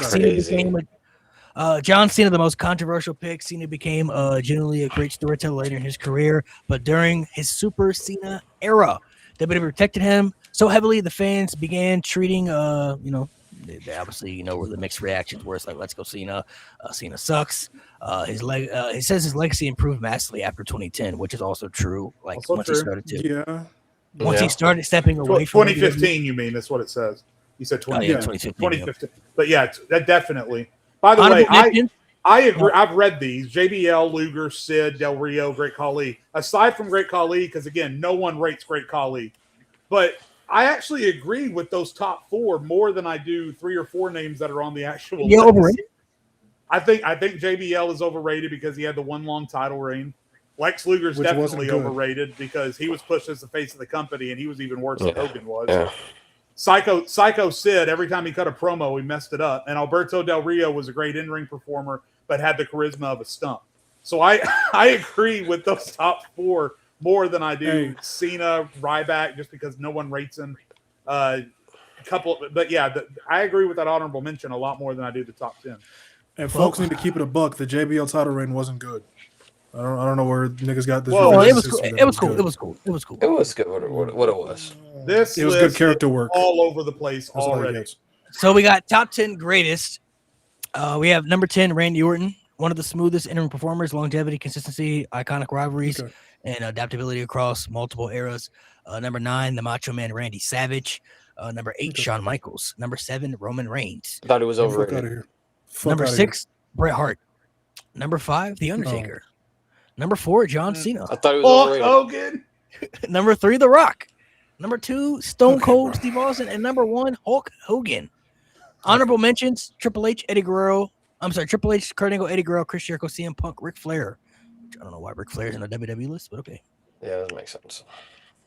God, bro. So some of these were Roman was an overrated.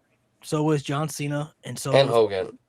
And Hogan was number 4. Number 4. Here, so. I think the lesson here is the longer you use ChatGPT, the worse it gets. I think that's what we're seeing here. This is so some of these people can be. Is it like? Can certain people?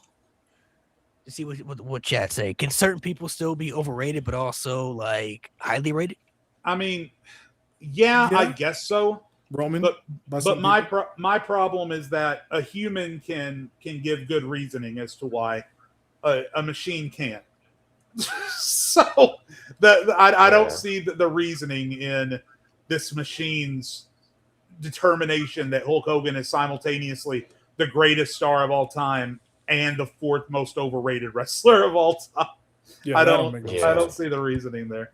Yeah, so inconsistency within that pattern there. So yeah, but and that's another thing, and that's another reason why you don't want AI writing anything for you. Just for anyone out there who's considering it, is because AI has no nuance. Yeah. It answers one prompt and then it puts up a wall and moves on to the next prompt and then it builds another prompt. The second prompt has nothing to do with the first. So that's why it's so easy to tell when AI writes something for you. is because it's so black and white focused on whatever prompt you put into the text box. It has no nuance. It can't simultaneously have those two conversations. You have one conversation, and then it puts up a wall, and then it has another conversation. So again, that's why if you think that you can't tell when AI has been involved in something, oh my god, you can tell. Absolutely can. You can tell. Hey, You can. I can tell when. Oh, go ahead, Nate. I'm sorry, I interrupted I'm saying you could tell when certain creators use AI too. It's very easy. I will never. I can tell from your thumbnails and your captions and the way you talk. I can tell. It's very easy. Yeah. Oh yeah, I started using it for my thumbnails. I ain't gonna lie. That's easy. Thumbnails is fine. Thumbnails. Well, that I can understand. Yeah, that's an easy thumbnails is fine, but your script in terms of like making my content. No. Yeah, I'll use it. I can use it to tweak it. Like tweak my shit. I use it as an assistant. Like I said, that's it. Yeah. So overall, based off what we've learned and what we went through and everything, for the future is ChatGPT AI storylines, whether it's Google Gemini, whether it's Gronk, ChatGPT, is that good, beneficial for the future? That bloodline story may have been the single worst piece of shit I've ever read in my entire life. Terrible. That may have been the worst thing I've ever read. I'm not gonna lie. The only thing I can see AI for the creative process of like a week-to-week story, because it gets exhausting. Like I cannot imagine being in that writer's room 52 weeks a year. I can't imagine that. You have to consistently like keep these characters interesting and keep these stories going. The only thing I can see is like using ChatGPT helping you like keep things in line or give you inspiration. Like you see this as like, hey, we need a list of 5 possible storylines for the next 3 months for Roman Reigns, right? And it's like, okay, boom, boom, boom. All right, cool. Like, just give me like, oh, Roman Reigns versus Gunther, Roman Reigns versus, Cody or whatever, right? And then you go off that and then you write it. But like to actually like, if they actually went, like if WWE, like Triple H and the creative room sat down with that Roman shit and they actually let that happen, like word for word, bar for bar, didn't change anything, just let it happen. Shit's cooked. We saw in that storyline that they were cooking up about the whole bloodline situation. It was Braun Breaker was in the bloodline. Seth Rollins was fighting himself.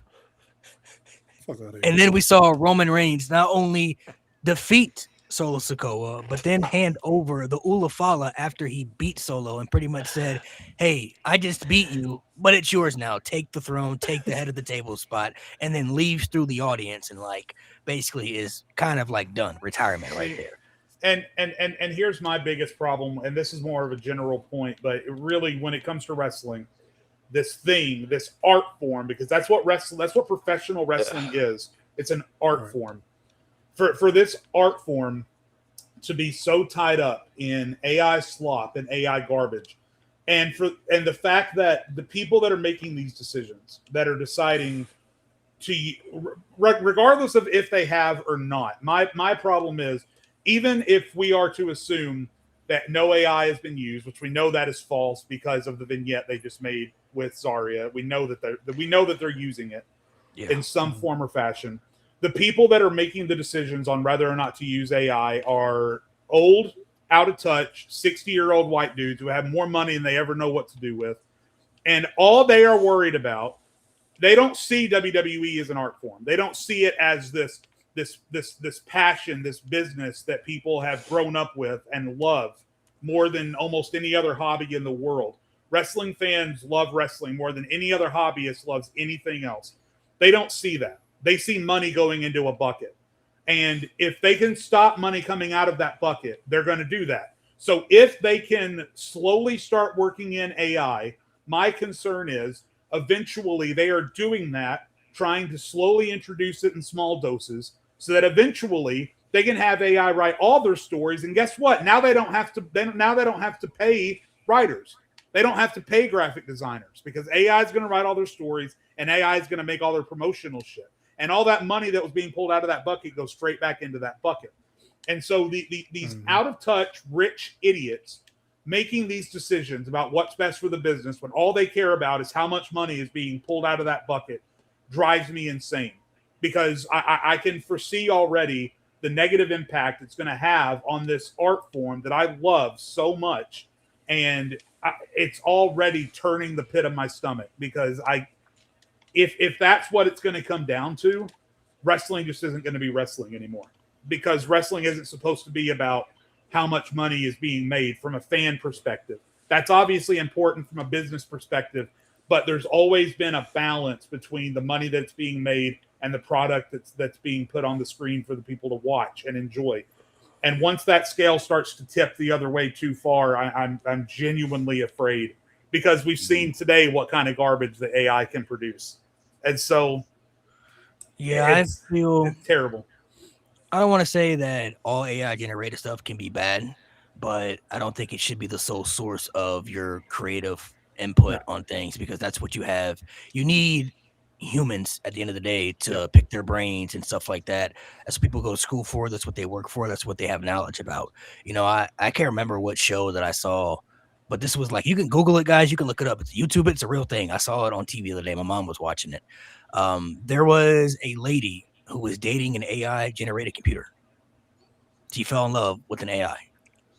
And she went to therapy and everything. Like, her family knows about it, and they were like, "Oh my god, what are you doing? Like, this is an AI. Like, this is not a real thing." But she said the AI person within the chat relates to her, makes her feel good, all that stuff. You know what I mean? Like, it's the craziest thing I've ever seen. So people are getting like brainwashed by this AI shit. Like, it's becoming a real thing where, like, obviously TV can be TV sometimes. So it's like, what's real, not real, right? But it's like, there are things out there that can brainwash individuals. Some people don't have the cohesive, mindset. That's what they have cults for, right? Because people can legitimately like brainwash you to believing something that isn't true. So when you have an AI generated thing, when you're typing in stuff and then certain things pop up and you could think it could be good, it could literally turn out to be some of the worst stuff that we've seen. So if you want to dabble into AI a little bit for maybe little inputs or little tweaks here and there, maybe that's cool. Okay. But like, we just went into a whole storyline. Like, hey, cook up a good storyline. They can give us some graps. Yeah. And we got dog water out of that. Yeah. What we just read. The only good stuff we got from a creative standpoint is making adjustments to things that have already happened. Because again, that was taken from people online knowing what would have been best for the business and understanding how that should have occurred. That information wasn't just pulled out of thin air by AI. That information was pulled from, again, Reddit threads and Twitter posts and Facebook groups and whatever. And so, again, that to me, at first I was a little bit, I was worried about using this for the topic for the show today. But I think ultimately it did exactly what I was hoping it would do. It was fun. It proved that AI can be fun from time to time, but it also proves that if you ever have the choice between having a person do something for you or having AI do it, it's the person every single time, because the person understands the nuances that go into things like this. And a robot is just puking out information at a rate as quickly as it can possibly do it. And that's all it's worried about. There's a reason that humans are humans and robots are robots, right? And then animals are like animals. Like, animals can be intelligent too, but it's like, I'm not going to ask my dog, hey, man, could you do my tax form for me? You know what I'm saying? Like, my dog's not going to know what the fuck they even do. So it's like, there are certain things you do need humans for. And it's like, I don't want to say we're heading into really dark trenches of like 2019, but like some of the shit that I've been seeing this year is kind of like giving me like really bad flashbacks where it's like, what are we doing here? You know what I mean? I think honestly, the gingerbread stuff didn't even do it for me. It was the Randy Orton, Cody Rhodes shit. Like, the easiest layup you had going into WrestleMania, the most simple story you had going into WrestleMania to tell. Yeah. And the fact you overcomplicated it and ruined it the way you did, I just genuinely look back on that and just I just can't believe that happened. I would have never in a million years, whether it was a Triple H decision or a TKO decision or whoever was in charge of that decision, right? I would have never in a million years read something like that online and been like, oh yeah, that's not happening. But then it actually happened. The gingerbread thing to me is the exact same thing. You had a white hot newcomer in Trick Williams. Right. You had what I thought was a decent story with Sami Zayn's heel turn being slowly told over weeks and weeks. And then his final snapping point is a guy in a cookie costume. That's the best you could do when you had the hottest newcomer not named Obafemi, and you had a great story being told for Sami Zayn's slow eventual turn to darkness or whatever. And in the middle of this, and this isn't even about Little Yachty, because I think Little Yachty's been doing decent work as a hype man since he showed up. But agreed. Fair. To put him in a cookie costume and think that needs to be the center point of what you're doing. Sami Zayn should be out there cutting promos on the crowd, talking about how they turned their backs on him, how all he's doing is trying to do what they wanted him to do, and that's win matches. Trick Williams needs to be using the momentum of the crowd to overcome Sami Zayn's vitriol. But instead, we're having a funeral for a guy in a cookie costume. And I just keep thinking about the dog costume and Roman Reigns being tied to the post and Baron Corbin dumping dog food on his head. Because it all came from Little Yachty calling Sami Zayn the gingerbread man on Twitter. And someone looked at that and said, "Oh man, that's hilarious. Let's go with that." And that's the same thing Vince McMahon did. He heard Baron Corbin making fun of Roman Reigns being called the big dog and said, "Oh, that's funny. Let's do a barking entrance theme, and let's do a dog costume, and let's cover Roman and dog food." It's the same thing. Vince McMahon's biggest problem in his later years was he would find one thing that popped him, and he would base his entire booking plan around that one thing, that one note that popped him. And they did the exact same thing with the gingerbread man. It's so Vince McMahon coded, it makes me sick. You know what? Bro. WWE, and if I'm being completely 100 right now, it's the same issue I think they had back in like that pandemic leading into the earlier years of Triple H's booking. But the only consistent good booking they have literally done is the shit that Roman Reigns does at the highest level. Yep. If it ain't Roman Reigns, a bloodline storyline, they can't even do Cody Rhodes proper treatment with his stories. They're involving outside people to his WrestleMania stories that don't need to be there. Like Roman Reigns and the bloodline stuff is literally the only consistent stuff that WWE has cooked up since 2020 on a consistent basis, where it's been like when it peaks really high, it's really good. It's must-watch TV because it's had some dry moments and everything, and it's had some moments where it's like, all right, we're stretching this out a little bit too far. But like when it's been really good shit, it's like something you have to watch. Like that's something that you tune into. If it isn't that, there hasn't been anything consistently that they've done year by year that has made it very interesting with another superstar other than him. It's like Roman Reigns knows his shit, and he's like the guy that speaks up like, hey, I'm not doing that. We won't be doing that. This is what we need to do right here. It's like he's in control of, it feels like he's more in control than most people, which understandably because he's one of their top guys, if not the top guy, right? That's understandable. But then Cody's also one of the top guys too. So it's like, why is he getting Pat McAfee and Jelly Roll and Travis Scott involved in his main event stories? And then you have Roman Reigns, who doesn't have those issues. That is my biggest issue that I feel like the company's really been having over the last many, many years. It's like, yeah, Cody's been one of the most protected top guys. CM Punk's been one of the most protected top guys. Like, but on a consistent basis, Roman Reigns and the bloodline stuff has really been like the most consistent stuff they've been doing year by year that's actually been good. Yeah, this whole thing with the AI, just off the shit that we've been reading, it just feels like this is exactly what they're doing. They're leaning on AI and just tweaking where they can. And if that's the route we're going with pro wrestling, or at least with WWE, that's not good. Like we got some good laughs today for sure.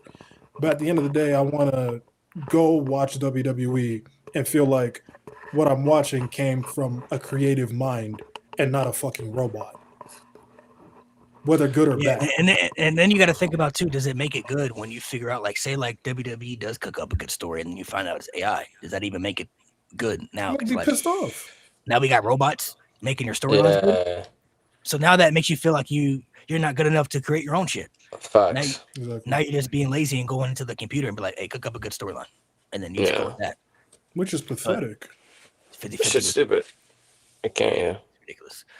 All right, guys, make sure you guys sub to the podcast, sub to the channel, subscribe. We'll be back next week for more No Name Wrestling podcasts. We got some other stuff we got coming up, so we might be doing something different next week, maybe like a little draft or something. We haven't done one of those in a minute, so we'll figure out what we got going on next week because we don't have any episodes planned as of right now, but we will start to plan out episodes again, week by week. That way you guys can check out what's going on. Please make sure to subscribe and stay tuned for more episodes. Appreciate you guys. I don't know how you guys feel about the AI generated stuff, but let us know in the comments how you feel about potentially AI storylines cooking up creative wrestling stories for the future.